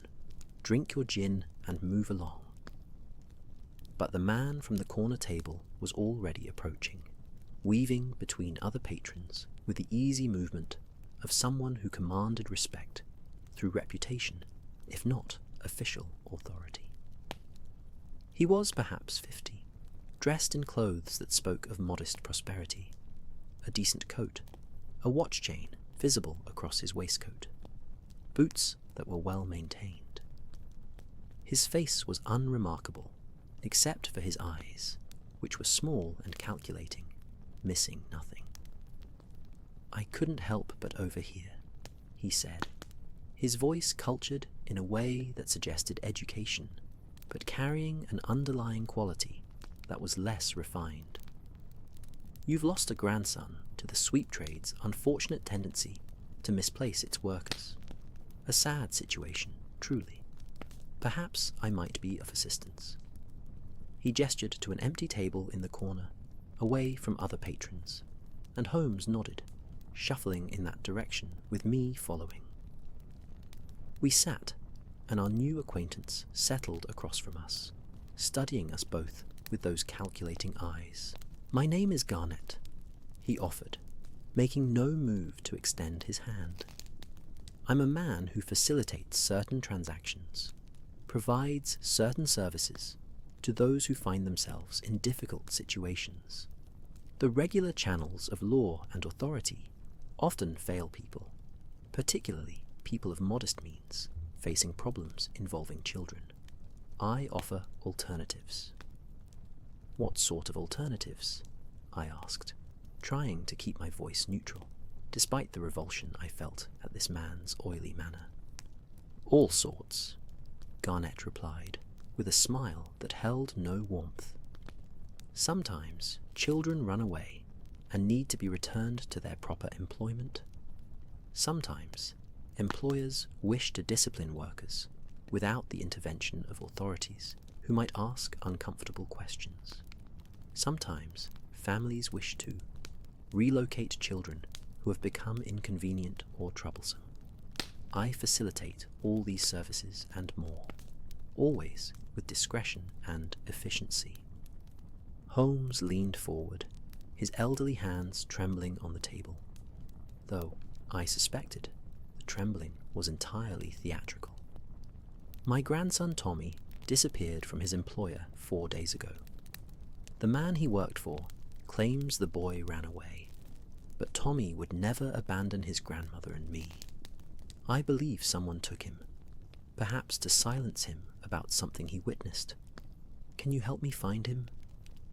Garnet's expression shifted, becoming more guarded. Tommy. Would that be Tommy Bidwell, by chance? Small boy, about 12 or 13, worked for Tobias Crammond's sweep service. Holmes's elderly character showed surprise, but I felt my pulse quicken. We were onto something. You know of him. You know where he is. I know many things, Garnet said carefully. But knowledge has value, and value must be compensated. What can you offer for information about the whereabouts of Tommy Bidwell? Money, Holmes said immediately, producing a worn purse and placing it on the table. Not much. I'm a poor man, but everything I have, £10, saved over years for my old age. It's yours if you tell me where my grandson is and who took him. Garnet looked at the purse with an expression that suggested £10 was simultaneously significant and insufficient. A generous offer, but the information you seek is dangerous information.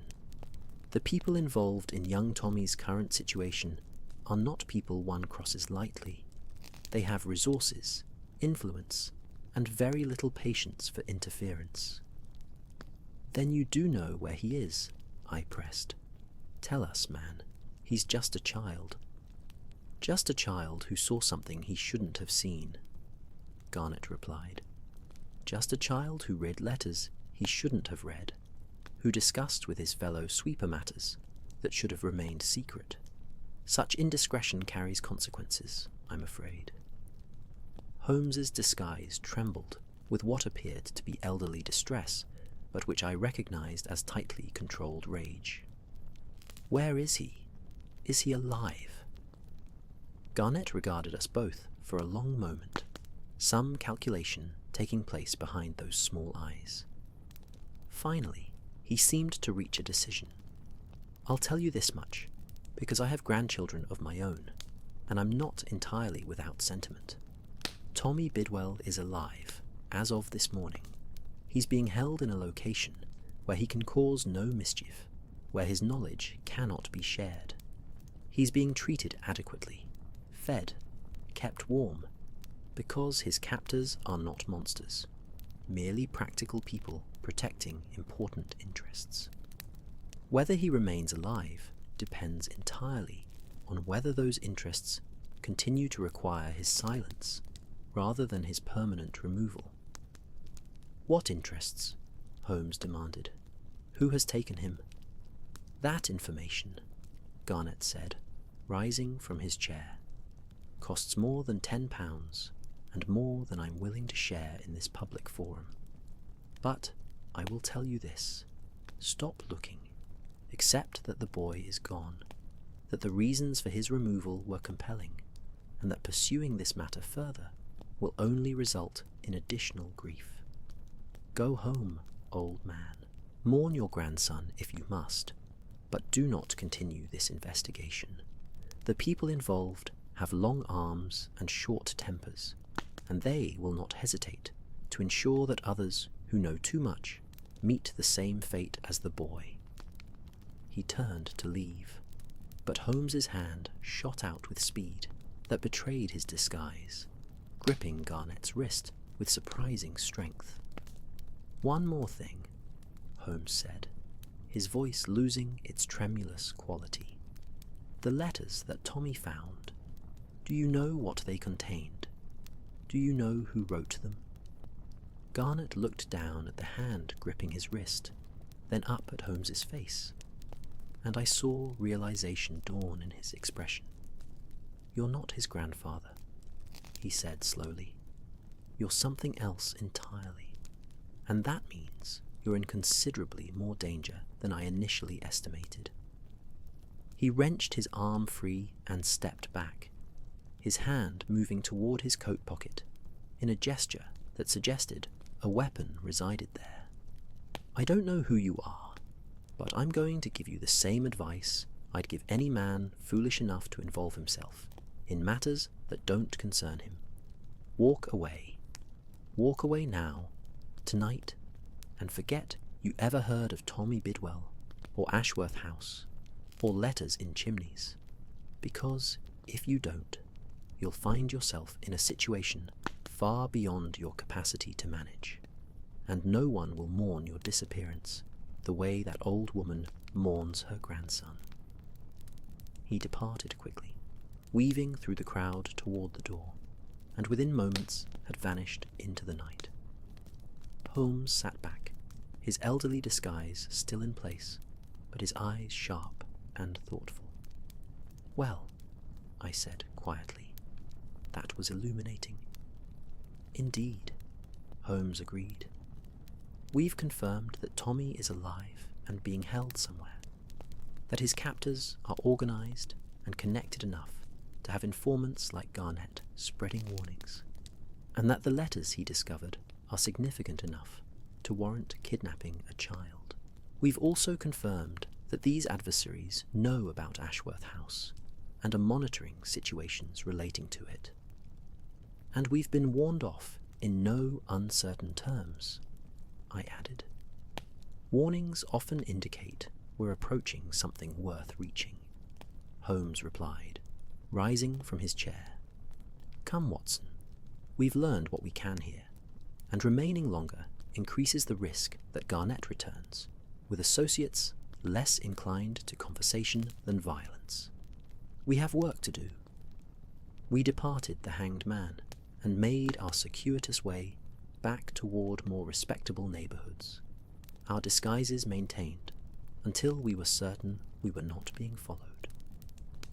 Only when we reached Baker Street did Holmes relax slightly, though even in our sitting room, with the fire restored and tea brewing, he maintained an attitude of alert vigilance. "Someone will come," he said, settling into his chair and lighting his pipe. "Having been warned off, having demonstrated interest despite those warnings, we've made ourselves visible to whoever orchestrates this matter.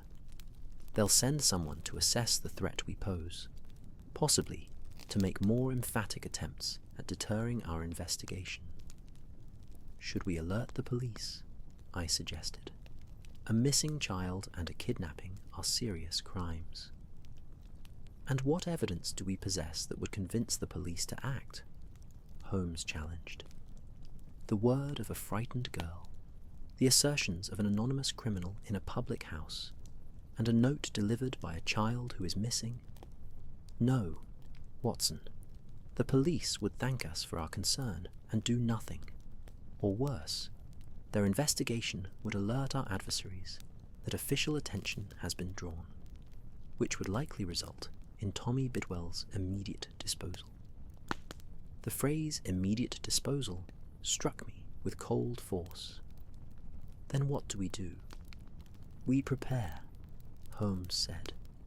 "We anticipate that someone will make contact, either to threaten or perhaps, if we're fortunate, to negotiate.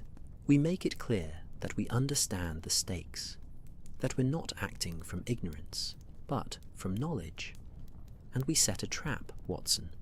We make ourselves appear vulnerable, while ensuring we're anything but." "What sort of trap?" Holmes smiled, though it was the expression of a predator rather than a friend. "The sort that will reveal our adversary's true identity and provide us with leverage to secure Tommy Bidwell's release. But first, we need more information about the Ashworth family, about Lady Catherine specifically, and about who in their circle might have been her correspondent 2 years ago.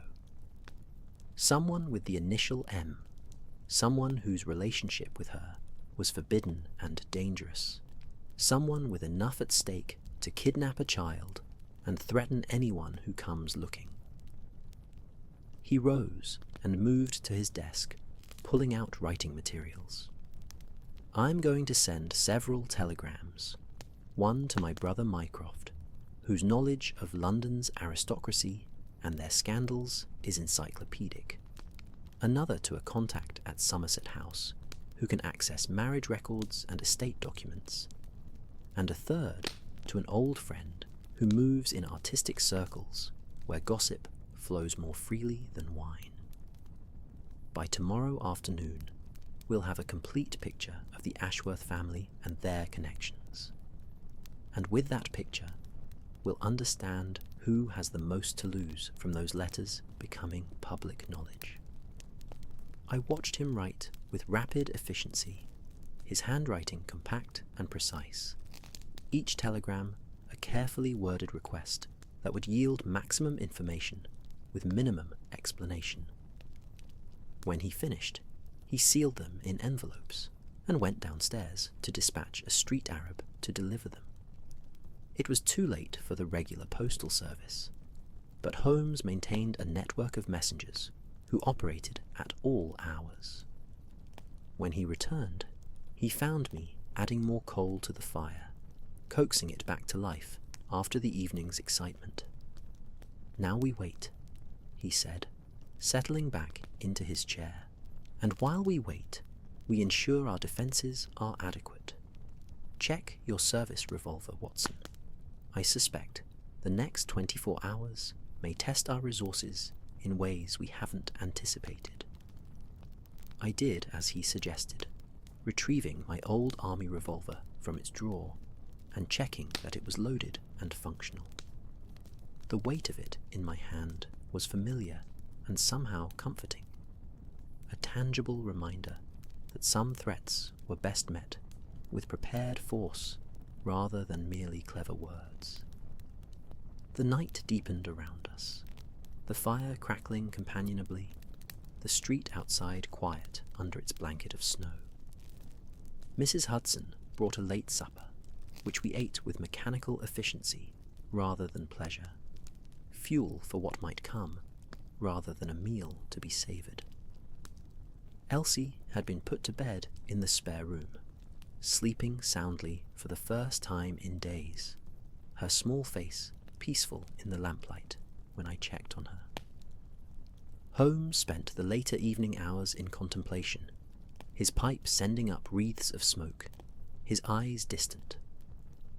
I attempted to read, but found my attention wandering, returning always to the central mysteries. Who was M? What did those letters contain that was worth such desperate concealment? And where was Tommy Bidwell being held? Midnight approached, and I was considering retiring when Holmes suddenly raised a hand, his body tensing. "Someone approaches," he said quietly. "Listen." I strained my ears, and after a moment heard what he had detected. Footsteps on Baker Street, slow and measured, stopping at intervals. They approached our door, then paused. A long silence followed, then a soft knock, barely audible, nothing like the firm announcement that normal visitors employed. Holmes moved to the window and carefully drew the curtain aside a fraction, peering down into the street. "A woman," he reported, "alone, well-dressed, and clearly reluctant to be here. This should prove interesting." The knock came again, slightly more insistent, and we heard Mrs. Hudson's door open below, her voice questioning. A woman's voice answered, too soft for the words to carry clearly, but the tone was educated, refined, carrying an undercurrent of desperation.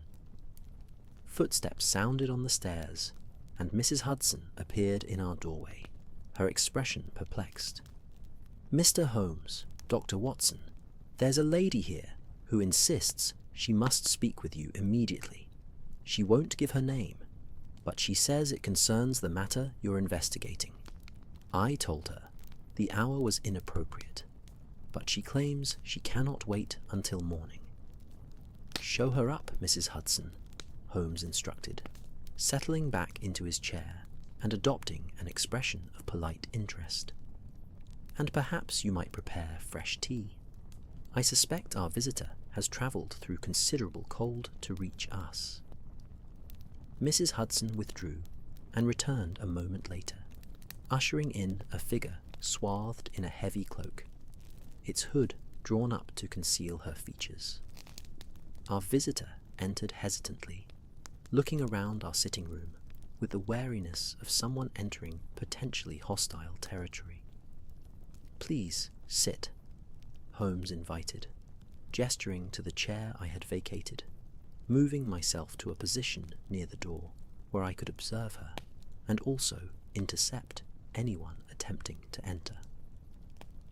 "You're quite safe here, madam. Whatever brings you to Baker Street at such an hour will be heard in confidence." The woman moved to the chair and settled onto its edge, her gloved hands gripping each other in her lap. She reached up and pushed back her hood, revealing a face that matched the description we'd developed. A woman in her early 40s, handsome rather than beautiful, with dark hair beginning to show threads of grey at the temples, and eyes that held exhaustion and fear in equal measure. "My name is Catherine Ashworth," she said, her voice refined but trembling, "and I have come to beg you to stop your investigation before it destroys what remains of my life." Holmes and I exchanged glances, and I saw in his expression both satisfaction at this confirmation of theories and concern for what revelations might follow. "Lady Catherine," he acknowledged, "you've saved us the trouble of seeking you out. Please, tell us everything from the beginning. Who is M? What do those letters contain? And where is Tommy Bidwell?" She raised eyes that glistened with unshed tears, and in her face I read the accumulated weight of secrets kept too long, of choices made that had led inexorably to this moment, this reckoning. "M is Margaret Thornby," she said, each word seeming to cost her enormously. She is, the woman I love, the woman I have loved since before my marriage, the woman with whom I have maintained a correspondence that no one, absolutely no one, could be permitted to discover. And if you continue your investigation, Mr. Holmes, if you pursue this matter to its conclusion, you will destroy not only my life, but hers, our children's futures, and the lives of everyone connected to us. That is why Tommy Bidwell is being held, and why he cannot be released until you promise to abandon this inquiry entirely. The fire crackled and popped, the only sound in the profound silence that followed this confession. Holmes sat very still, his fingers once again steepled beneath his chin, his eyes never leaving Lady Catherine's face. "Tell us everything," he said finally, his voice gentle but implacable. "And perhaps we can find a solution that doesn't require the continued imprisonment of an innocent child, or the destruction of your life. But I will promise you nothing until I understand fully what we're dealing with. So, begin at the beginning, Lady Catherine, and leave nothing out. The truth, however painful, is the only currency that will purchase what you desperately need. Justice tempered with mercy. And so, as midnight passed into the small hours of morning, as the fire burned low and snow continued its quiet accumulation beyond our windows, Lady Catherine Ashworth began to speak, her words unlocking a mystery that had festered for 2 years, waiting for this moment of revelation. "I met Margaret Thornby in 1888, Lady Catherine began, her voice steadier now that the initial confession had been made, as though speaking the secret's core had lanced some poisonous wound, allowing the rest to drain with less pain. I had been married to Edmund for 12 years at that point, had borne him 3 children, and had fulfilled every expectation that my position demanded. I was a proper wife, a dutiful mother, a capable hostess, all the things a woman of my station is required to be. But I was not happy, Dr. Watson, Mr. Holmes. I was not even alive in any meaningful sense. I was merely performing the role assigned to me." She paused, and Mrs. Hudson entered with the tea service, arranging it quietly on the table, and departing with a look of profound sympathy toward our visitor. Lady Catherine accepted a cup with murmured thanks, wrapping her hands around its warmth. Margaret was the widow of a naval officer who had died in India, she continued. She came to London with modest means and considerable accomplishment. She was an artist, a watercolourist of genuine talent, and she supported herself by giving lessons to young ladies of good family. My eldest daughter, Eleanor, expressed interest in painting, and Margaret was recommended to us as an instructor. She came to our house twice weekly, and from the first lesson, I found myself drawn to her in ways I couldn't name or acknowledge. Holmes listened without interruption, his expression neutral, merely taking in the information as it was offered. I found myself deeply moved by Lady Catherine's evident pain, the cost of speaking these truths clearly visible in every line of her face. Over months, our relationship deepened, she said. What began as polite conversation during Eleanor's lessons became longer discussions after the lessons ended, became walks in the garden, became finally a correspondence when the family travelled to Yorkshire for the summer. Margaret would write to me about art, about books, about her observations of London life, and I would respond with accounts of country society and my own increasingly honest thoughts about everything I read and experienced. It was through those letters that I came to understand what I felt for her was not merely friendship or artistic affinity, but love, deep, complete, and entirely forbidden. She sipped her tea, gathering herself for what would clearly be more difficult confessions. When we returned to London in autumn of 1888, Margaret and I acknowledged what existed between us. We spoke of it only once, directly, in the library of my house, the same library where those letters were eventually hidden.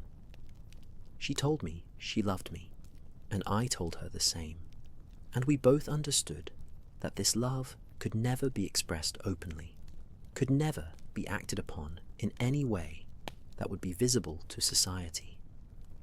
Edmund is not a cruel man, but he is conventional in every sense. Discovery would mean my children taken from me, my name destroyed, Margaret arrested and imprisoned. Homosexuality is criminal, Mr. Holmes, but the love between women, while not technically illegal, is regarded as madness or moral degeneracy. We would be destroyed. Yet you continued the relationship, Holmes observed without judgment. We continued our friendship openly, Lady Catherine corrected. Margaret remained Eleanor's art instructor. We walked together, attended exhibitions together, maintained a connection that appeared entirely proper to outside observation. But in private, we wrote to each other, letters that spoke of our true feelings, letters that expressed everything we could never say aloud. Margaret would write to me as Catherine.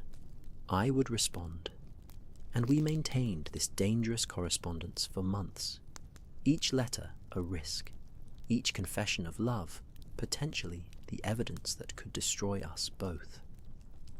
Where did you keep these letters? I asked. Surely not where your husband or servants might discover them.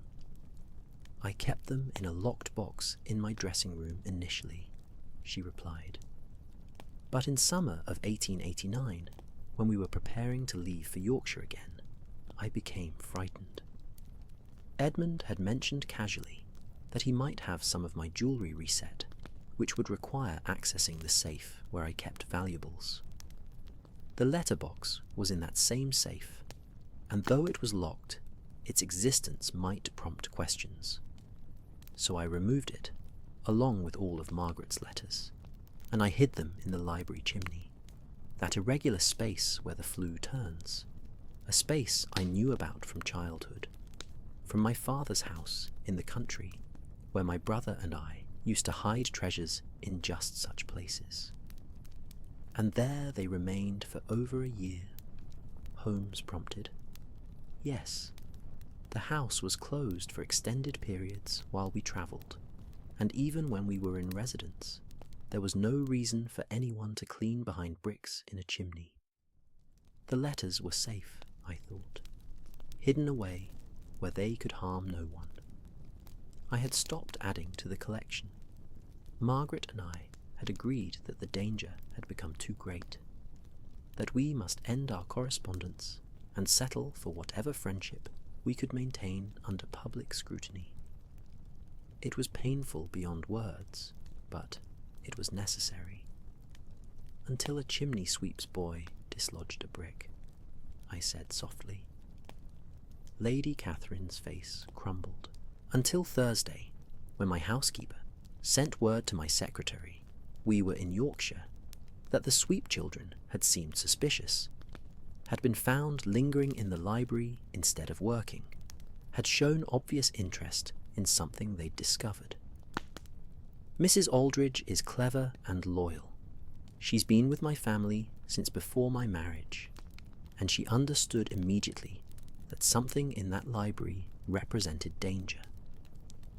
She climbed up the chimney herself after the children left and found the loose brick, found the space behind it empty.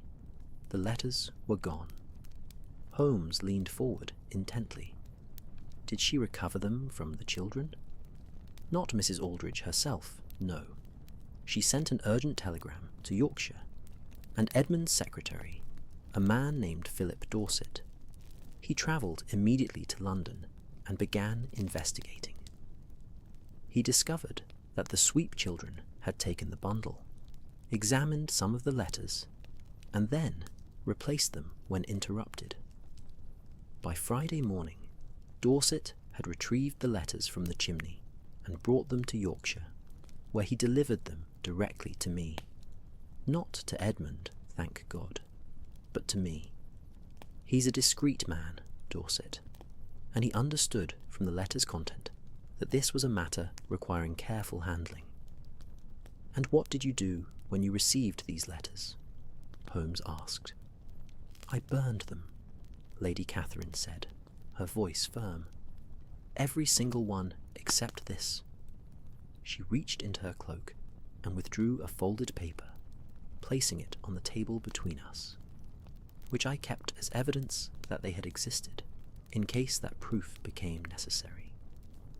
I burned Margaret's beautiful words, burned my own responses, destroyed the only record of what we shared. It was like burning pieces of my own heart, Mr. Holmes, but it was necessary. As long as those letters existed, we were in danger. Holmes picked up the remaining letter and unfolded it, reading quickly. His expression remained neutral, but I saw in his eyes a softening, a recognition of something genuine and painful. When he finished, he handed it to me silently. The letter was dated August 1889 and written in an elegant hand. My dearest Catherine, the days stretch long in your absence, each hour marked not by the clock, but by the depth of longing I feel for your company. London seems grey and empty without your presence to illuminate it, without your voice to make even mundane observations feel like discoveries.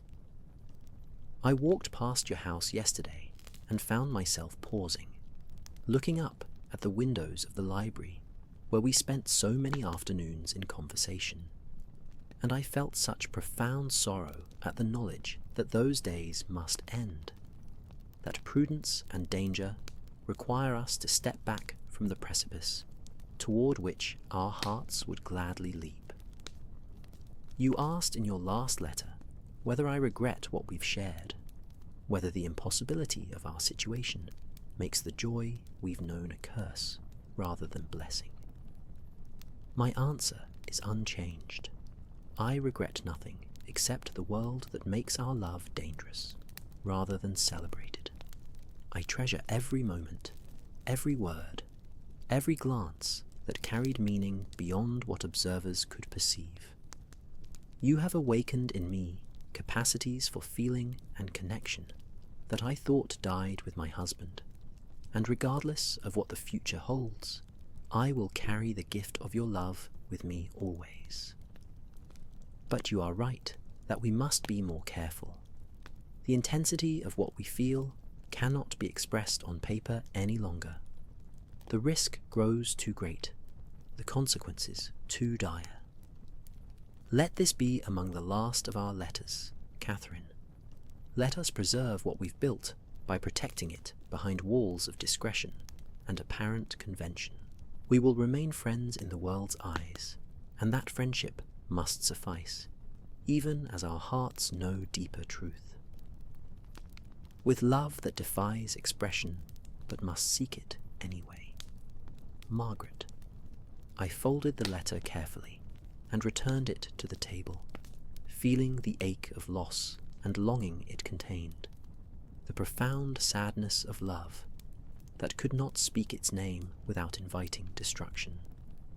This letter contains nothing criminal, I observed, nothing that couldn't be dismissed as the effusive friendship common between women. Why such desperate measures to conceal it? Because context provides meaning, Lady Catherine replied. Because 20 letters create a pattern that one letter does not. Because Edmund, if presented with this correspondence, would understand immediately what it represented. And because others, her voice hardened, others would use this to destroy not just me, but Margaret, would see opportunity for blackmail, or for removing me from social circles where my presence proves inconvenient.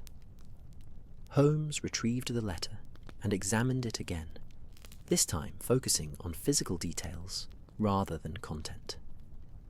You say Philip Dorset retrieved the letters and brought them to you.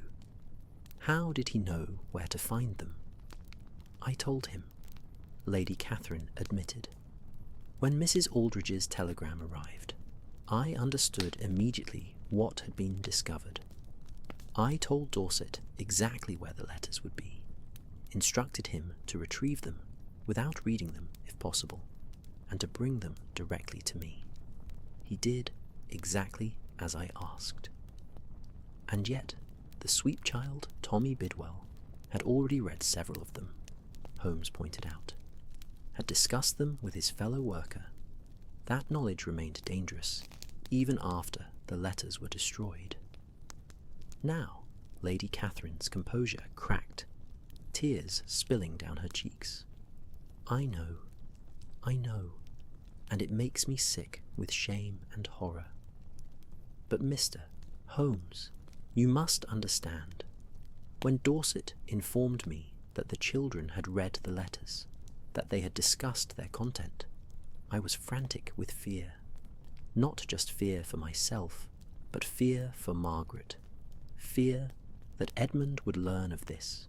Fear that the scandal would destroy my daughter's prospects for marriage, would ruin my son's reputation. Dorset suggested that the children needed to be silenced, that their knowledge represented an unacceptable threat. I didn't ask how he would accomplish this. I didn't want to know. I simply agreed that it was necessary. You gave permission for Tommy Bidwell's abduction, Holmes stated flatly. I gave permission for the problem to be managed, she countered, though her voice carried self-loathing. I told myself the children would be frightened into silence, perhaps paid to forget what they'd seen. I didn't explicitly order anyone kidnapped. I didn't. She broke off, covering her face with her hands. God forgive me. I didn't want to know the details. I simply wanted the danger to go away, wanted to pretend this nightmare wasn't happening. Holmes rose and walked to the window, looking out at the snow-covered street while Lady Catherine wept quietly in her chair. I found myself torn between sympathy for her impossible situation and anger at her willingness to sacrifice a child's welfare to protect her secrets. "Where is Tommy Bidwell now?" Holmes asked, turning back to face her. "And be very careful with your answer, Lady Catherine, because that child's life hangs in the balance, and your cooperation in his recovery is the only thing standing between you and criminal prosecution for conspiracy to kidnap." She raised her tear-stained face. "I don't know exactly where he is. Dorset arranged for him to be held somewhere safe. Those were his exact words, somewhere safe, until the situation could be resolved. He assured me the boy was not harmed, that he was being fed and cared for adequately, but that he needed to remain out of circulation until the threat of exposure had passed completely." "And when would that be?" I demanded. What was Dorset's plan for this child's eventual fate? Lady Catherine's silence answered more eloquently than words could have. She didn't know because she hadn't asked, and she hadn't asked because some part of her understood that the answer would be unendurable. Holmes returned to his chair, his expression grave. "Lady Catherine, you find yourself in a situation from which there are limited paths forward. You love a woman in a society that criminalizes and pathologizes such love. You've taken steps to protect that love and protect yourself, steps that have resulted in serious crimes. A child has been kidnapped and is being held against his will by agents acting on your behalf. If not at your explicit direction, that child has a mother who grieves for him, friends who fear for him, and a life that you have no right to disrupt, regardless of your own circumstances. So now you must choose." He leaned forward, his voice becoming intensely focused. "You can choose to help us recover Tommy Bidwell, to provide us with whatever information you possess about Dorset's plans and connections, to assist in making this right, insofar as it can be made right.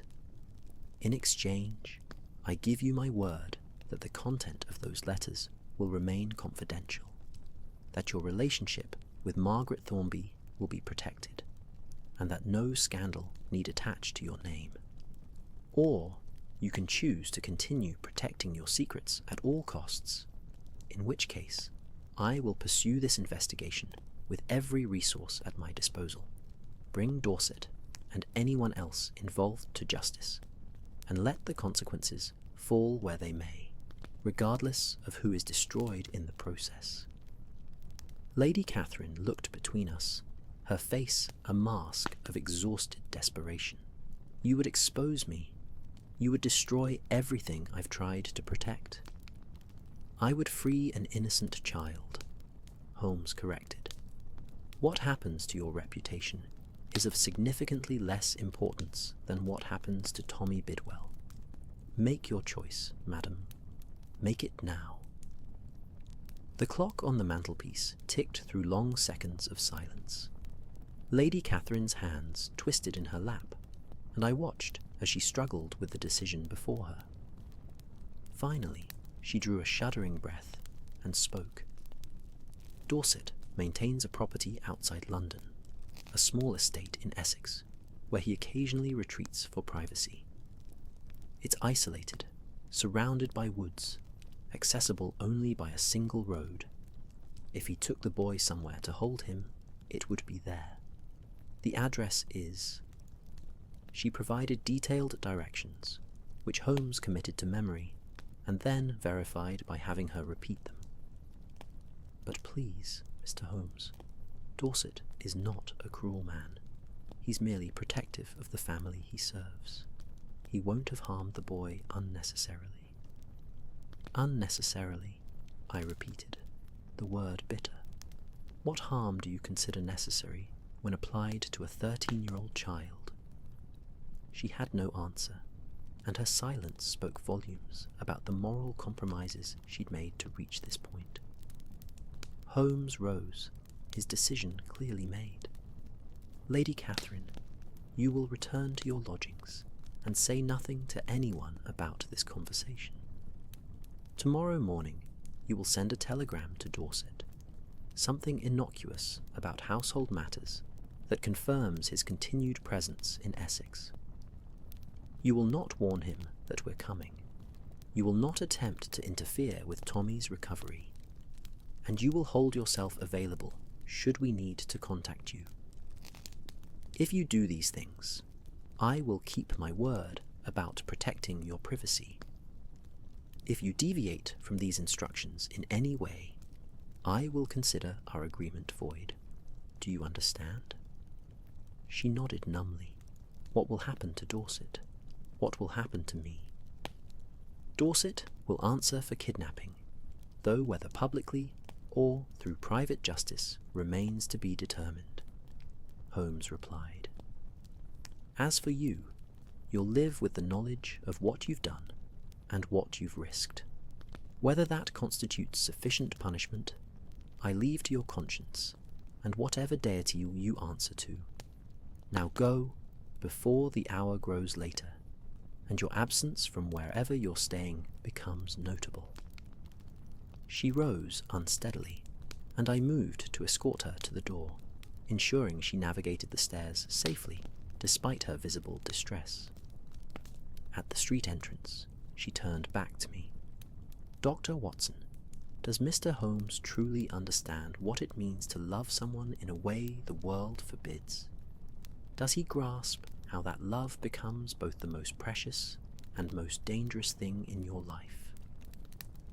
I thought of Holmes's fierce protectiveness toward those he cared for, his own isolation from conventional romantic attachments, his understanding of the human heart's capacity for both transcendence and tragedy. He understands more than you might think, I assured her. Go now. Do as he's instructed, and pray that Tommy Bidwell is unharmed.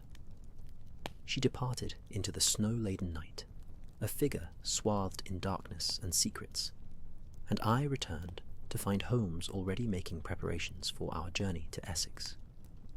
We leave at first light, he announced. I want to reach this property while Dorset is still unprepared for our arrival, before Lady Catherine's resolve weakens, and she sends warning despite her promises. Pack for potential overnight stay, Watson, and include your revolver. I don't anticipate violence, but neither will I risk finding myself unprepared should Dorset prove less reasonable than I hope. Do you believe him capable of harming the boy? I asked, moving to gather supplies.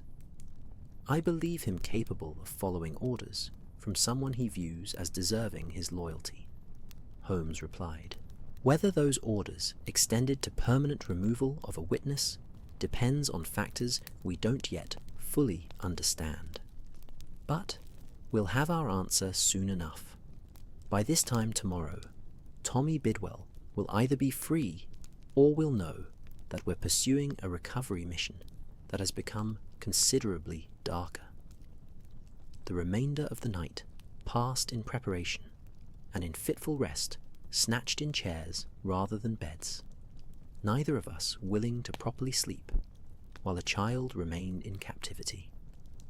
Dawn arrived with that grey, hesitant quality winter mornings possess, the sun a distant rumour rather than a presence. And by the time Baker Street began to stir with early morning traffic, Holmes and I were already in a hired carriage heading northeast toward Essex. The journey took us through London's gradual dissolution, from city to suburb to countryside, the buildings growing more sparse, the snow-covered fields more prevalent. Our driver had been generously paid to push his horses harder than he might have preferred, and we made good time despite roads that remained treacherous with packed snow.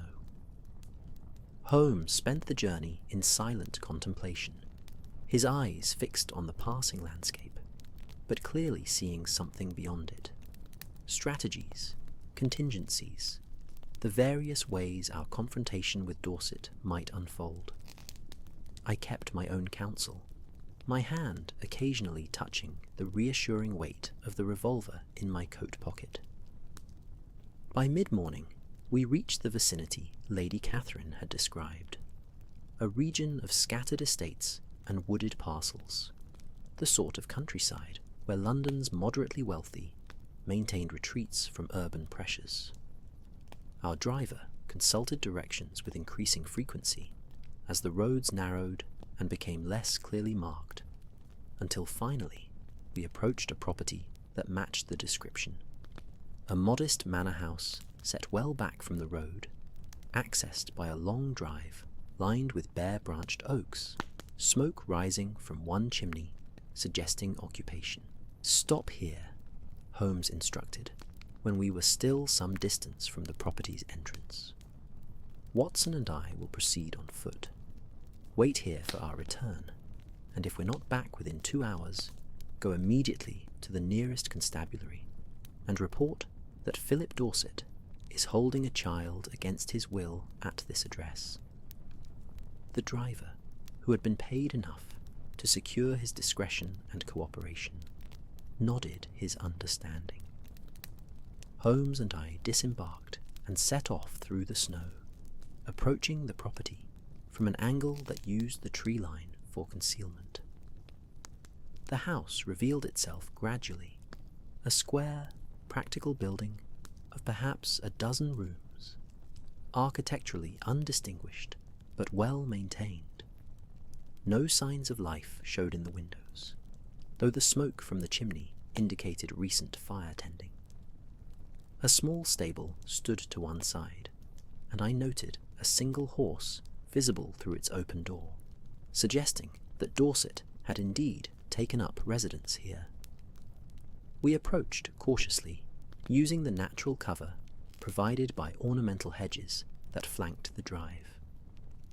Holmes gestured for silence and pointed toward the rear of the house, suggesting we reconnoitre before announcing our presence.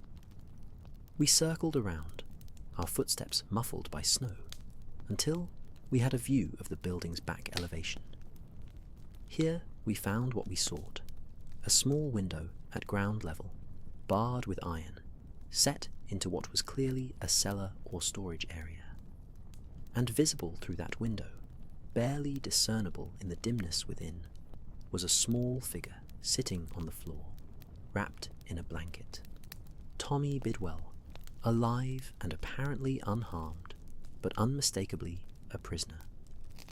Holmes moved to the window and tapped softly on the glass. The figure within stirred, looked up, and after a moment of confusion approached the window. In the grey daylight filtering through the snow, I could see a boy's face, soot-stained, thin but alert and intelligent, eyes widening as he recognized that we were not his captor. Holmes placed a finger to his lips, signaling silence, then made a series of hand gestures, pointing to himself, to me, to the boy, and then miming opening or breaking. The meaning was clear. We were here to free him, but he must remain quiet until we could do so. The boy nodded understanding and pointed upward, then held up one finger, indicating, I presumed, that there was one person in the house above him. Holmes acknowledged this information and gestured for the boy to move away from the window, and any potential line of fire should things go poorly. We made our way to the house's front entrance, and Holmes tried the door, finding it locked as expected. He examined the lock briefly, then withdrew his collection of picks and set to work with practiced efficiency. Within moments, the lock clicked open, and we eased the door inward, entering a hallway that smelled of dust and stale tobacco smoke. The interior was sparsely furnished, but neat, giving the impression of a place used occasionally, but maintained adequately. We moved silently through a sitting room and toward what appeared to be the kitchen at the building's rear, following the sound of someone moving about, china clinking, the domestic sounds of a man preparing tea.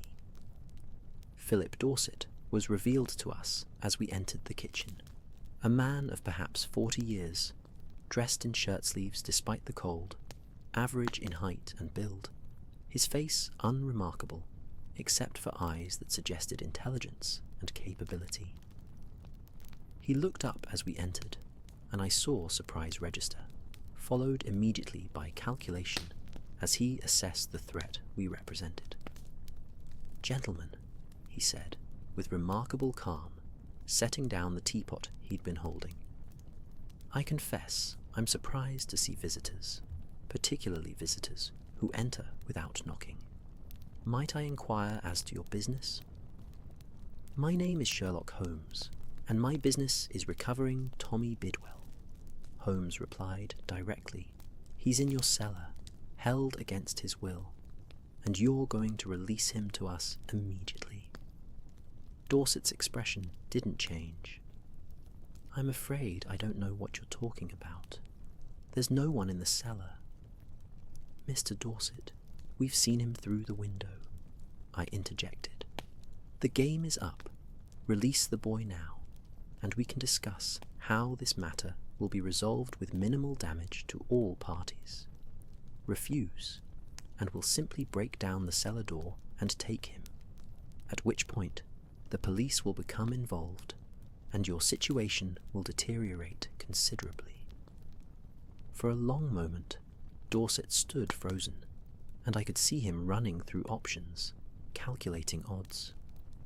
His hand moved slightly toward a drawer in the kitchen table, and I immediately drew my revolver, aiming it steadily at his chest. "I wouldn't," I advised quietly. "Whatever you're reaching for stays where it is." Dorset's hand stopped its movement. He looked between Holmes and me, and something in his expression shifted. Resignation, perhaps, or simply recognition that this particular battle was already lost. "Lady Catherine sent you," he said, and it wasn't a question. Lady Catherine chose to prioritize a child's welfare over continued concealment, Holmes confirmed. "A choice you should have made days ago. Now, the cellar key, if you please." Dorset reached slowly into his waistcoat pocket and withdrew a key, placing it on the table. Holmes took it while I maintained my aim on Dorset, and moments later I heard footsteps descending stairs, a lock turning, and then a child's voice, thin, frightened, but unmistakably relieved. Holmes returned with Tommy Bidwell at his side, and the boy looked even smaller and more vulnerable in the daylight than he had through the cellar window. His clothes were dirty, his face marked with soot and tears, but his eyes were alert, and he moved steadily, suggesting no serious physical harm. "Are you injured?" I asked, finally lowering my revolver, but keeping it ready. Tommy shook his head. "No, sir. He didn't hurt me, just kept me locked up, brought me food and water, and told me I had to stay quiet, or something bad would happen to my ma. I was scared, but he didn't actually hurt me." "Small mercies," I muttered, holstering the weapon. Holmes addressed Dorset directly, his voice cold. "You will sit at that table and not move. Dr. Watson will remain here to ensure your compliance, while Tommy and I search this house for any evidence relating to his imprisonment or to the letters he discovered. When we've finished, we'll discuss your future, which at this moment looks considerably darker than it did when you woke this morning." The next hour passed in thorough investigation. Holmes went through every room, every drawer, every cupboard, collecting papers, telegrams, and correspondence that documented the entire affair. He found a copy of Lady Catherine's telegram, authorizing whatever measures necessary to protect the family's interests. Words vague enough to provide her deniability, but clear enough in their intent. He found Dorset's own notes detailing Tommy's capture. The boy had been taken from the cellar lodgings in the early hours of Friday morning, drugged with laudanum to keep him quiet during transport, and brought to this isolated location where he could be held indefinitely. Most damningly, he found a draft letter addressed to Lady Catherine, written but not yet sent, in which Dorset discussed permanent solutions to the sweep problem and requested explicit authorization to proceed with final measures. The letter made clear that Dorset was contemplating murder, awaiting only his employer's permission. When Holmes returned to the kitchen with this evidence, he placed the draft letter on the table before Dorset, who read it without expression. "Were you truly prepared to kill a child?" Holmes asked, his voice tight with controlled rage. "I was prepared to protect the family I serve," Dorset replied. Lady Catherine's reputation, her children's futures, her friends' safety, these things were at stake. One child's life weighed against all that. I've made harder calculations in service to the Ashworths. "And yet you hesitated," Holmes observed. "You wrote asking for permission rather than simply acting. Some part of you understood that crossing that line would make you something you weren't prepared to be. Some part of me is apparently more squeamish than practical," Dorset acknowledged. "A weakness I would have overcome had the situation demanded it." I felt sick, listening to this cold calculus, this reduction of Tommy Bidwell's existence to a problem requiring solution. Holmes clearly shared my revulsion, though he maintained his composure better than I managed. "Here is what will happen," Holmes stated with absolute authority. "You will write a complete confession of your actions, detailing how you abducted Tommy Bidwell and imprisoned him here. You will state explicitly that you acted alone, that Lady Catherine had no knowledge of the kidnapping specifics, that you exceeded her authority in taking these steps. In exchange for this confession and for Tommy's safe recovery, you will not be turned over to the police immediately. Instead, you will resign your position with the Ashworth family, will leave England permanently within 1 month, and will understand that this confession will be held by me as insurance against any future attempts to harm Tommy, his family, or anyone else involved in this matter. Should you deviate from these terms in any way, the confession will be delivered to Scotland Yard, and you will be arrested and prosecuted to the fullest extent of law." Dorset considered this for a long moment. "And if I refuse, if I simply remain silent, then we walk out of here with Tommy, and within 2 hours the police will arrive to arrest you for kidnapping," Holmes replied. "You'll stand trial, be convicted based on the evidence we've already collected, and spend the next decade or more in prison. Lady Catherine will likely be implicated as a co-conspirator, which I suspect would trouble what passes for your conscience. So, you can choose exile and continued freedom, or you can choose principal and imprisonment. I leave the decision to you." The choice, as Holmes had framed it, was no choice at all. Dorset's shoulders slumped in defeat, and he nodded slowly. "Give me paper and pen." Holmes provided writing materials, and over the next hour, Dorset wrote out a complete confession in a steady hand. Holmes read it carefully, had him clarify several points and add additional details, then finally accepted it as complete. 1 month, Holmes reminded him. "You have 1 month to leave England and establish yourself elsewhere. I suggest you use that time wisely and never give me cause to deliver this confession to authorities.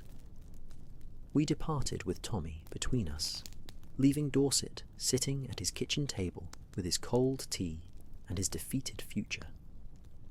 Our driver, relieved to see us emerge with a child in tow, conveyed us back toward London with somewhat less urgency than we'd approached, allowing time for Tommy to eat from the provisions we'd brought and to begin processing what had happened to him. "Will he really let me go?" Tommy asked at one point, his young voice uncertain. "The man in the house said I'd never see my ma again, that I knew too much about important people and they couldn't let me leave." "You're free," Holmes assured him. "What you discovered in that chimney will remain secret. The people involved will trouble you no further, and you'll be returned to your mother today. Though I hope you'll consider not returning to Mr. Crammond's employment. Sweeping chimneys is no life for a child with your intelligence and potential." "I've been teaching myself to read," Tommy said, a note of pride entering his voice. "My ma helps me on Sundays, and I practice whenever I can. I want to be something more than a sweep, want to have a real position, maybe in an office or a shop. Ma says, education is how you climb out of poverty, and I mean to prove her right." "A wise woman," I observed, "and she'll be very happy to see you again. She's been worried sick." The return to London took us first to Bethnal Green, where Tommy's mother opened her door to our knock, and then nearly fainted at the sight of her son standing on her threshold. The reunion that followed was both joyous and heartbreaking. Mother and child clinging to each other with desperate relief, while we stood witness to love's triumph over the machinations of those who would have sacrificed it for convenience. Before we left, Holmes pressed a purse into Mrs. Bidwell's hands. "For Tommy's education," he explained when she tried to refuse, "and to allow him to leave Crammond's employment without the desperation of immediate need. The boy has potential that should not be wasted in chimneys." We also collected Elsie Ferrars from Baker Street, returning her to the boarding house she called home, but not before extracting a promise from both children that they would report immediately should anyone connected to this affair approach them with threats or offers. Holmes provided them with his card and instructions to contact him at any hour should danger resurface. By evening, we were finally back in our sitting room at Baker Street, the fire rebuilt, tea brewing, and the satisfying sense of a case concluded settling over us like a comfortable blanket. Mrs. Hudson had prepared an excellent supper, which we ate with genuine appetite, the day's exertions having left us both physically and emotionally drained. "A strange case," I observed, as we settled into our customary chairs. "Neither purely criminal nor purely innocent, but something tangled between. Most human affairs exist in that tangled space," Holmes replied, lighting his pipe with a satisfied sigh. "Lady Catherine loved improperly according to society's rules, but love itself is never improper. She protected that love through means that became progressively darker, ultimately sanctioning evil to preserve good. Dorset served loyalty at the expense of morality, confusing devotion to a family with license to harm anyone who threatened them. And 2 children stumbled into adult secrets and nearly paid with their lives for the crime of accidental knowledge. Will Lady Catherine and Margaret Thornby be safe?" I asked. "Now that others know their secret?" "As safe as I can make them," Holmes assured me. "Dorset's confession protects them by taking all culpability on himself. The letters are destroyed. The children are sworn to silence and have every reason to maintain it. as breaking that silence would only bring them danger. Lady Catherine will live with her secret and her guilt, which may be the most appropriate punishment available to us. He drew on his pipe thoughtfully. In an ideal world, Watson, people like Lady Catherine and Margaret would be free to love openly, would face no persecution or condemnation for the shape their hearts take. But we don't inhabit an ideal world. We inhabit Victorian England, where convention and law conspire to make criminals of those whose only crime is loving differently than the majority. I cannot change that world, but I can ensure that two women who love each other continue to have the space to do so privately, without fear of exposure or destruction. And Tommy Bidwell gets his chance at education and a better life, I added. That, at least, is an unambiguous victory, Holmes agreed, though it troubles me how close we came to a darker outcome. Had Lady Catherine been less moved by conscience, had Dorset been more willing to cross certain lines, we might be investigating a murder rather than celebrating a recovery. We fell into comfortable silence, watching the fire burn down to coals, feeling the day's tensions finally release their hold.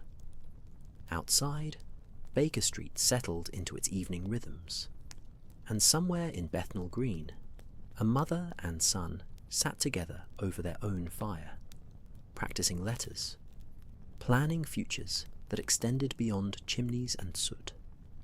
The clock struck 10, and I found myself yawning despite the tea's attempt to revive me.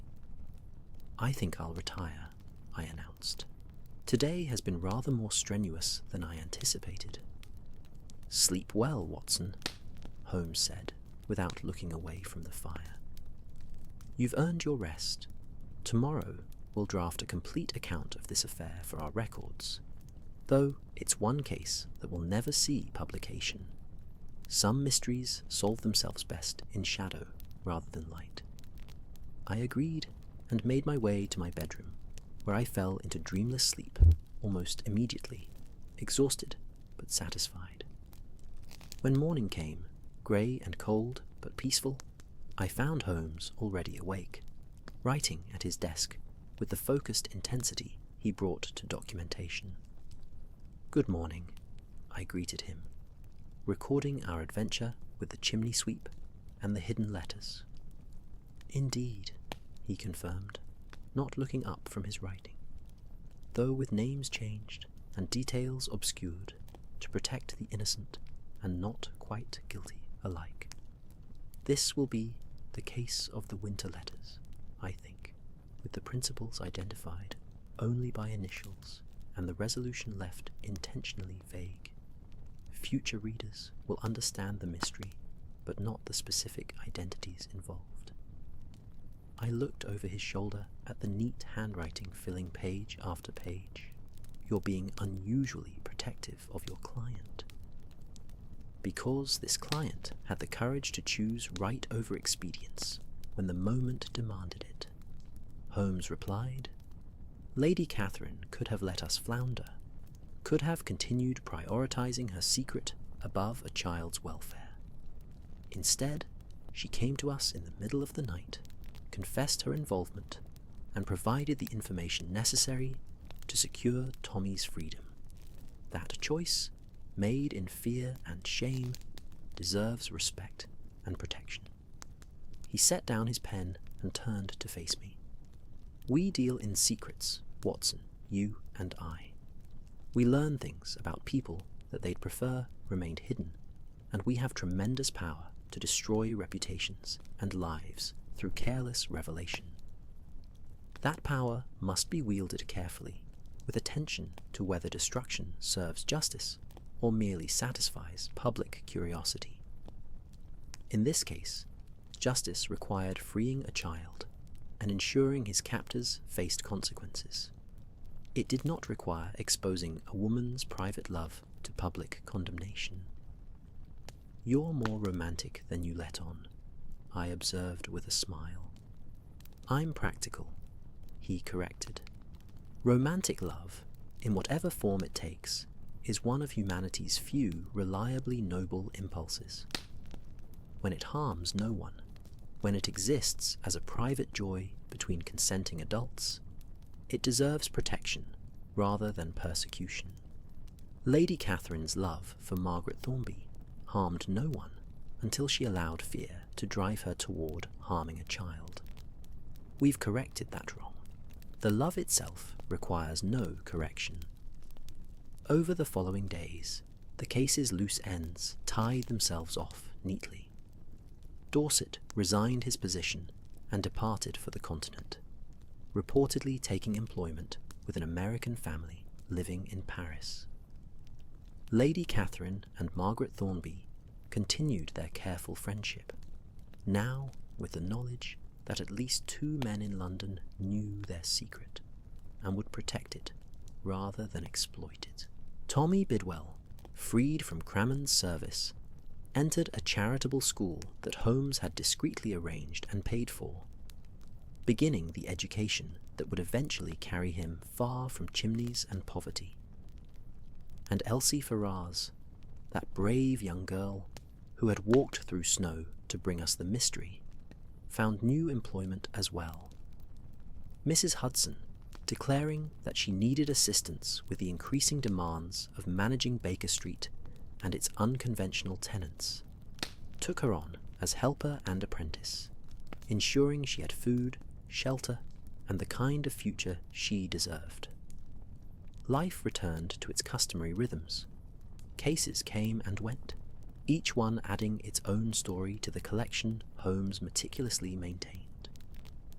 But sometimes, on cold winter evenings, when snow fell past our windows and the fire whispered its ancient songs, I would think of that December mystery, of letters hidden in chimneys, of love that dared not speak its name, of a child's bravery and a mother's desperate hope, of choices made in darkness that led eventually toward light.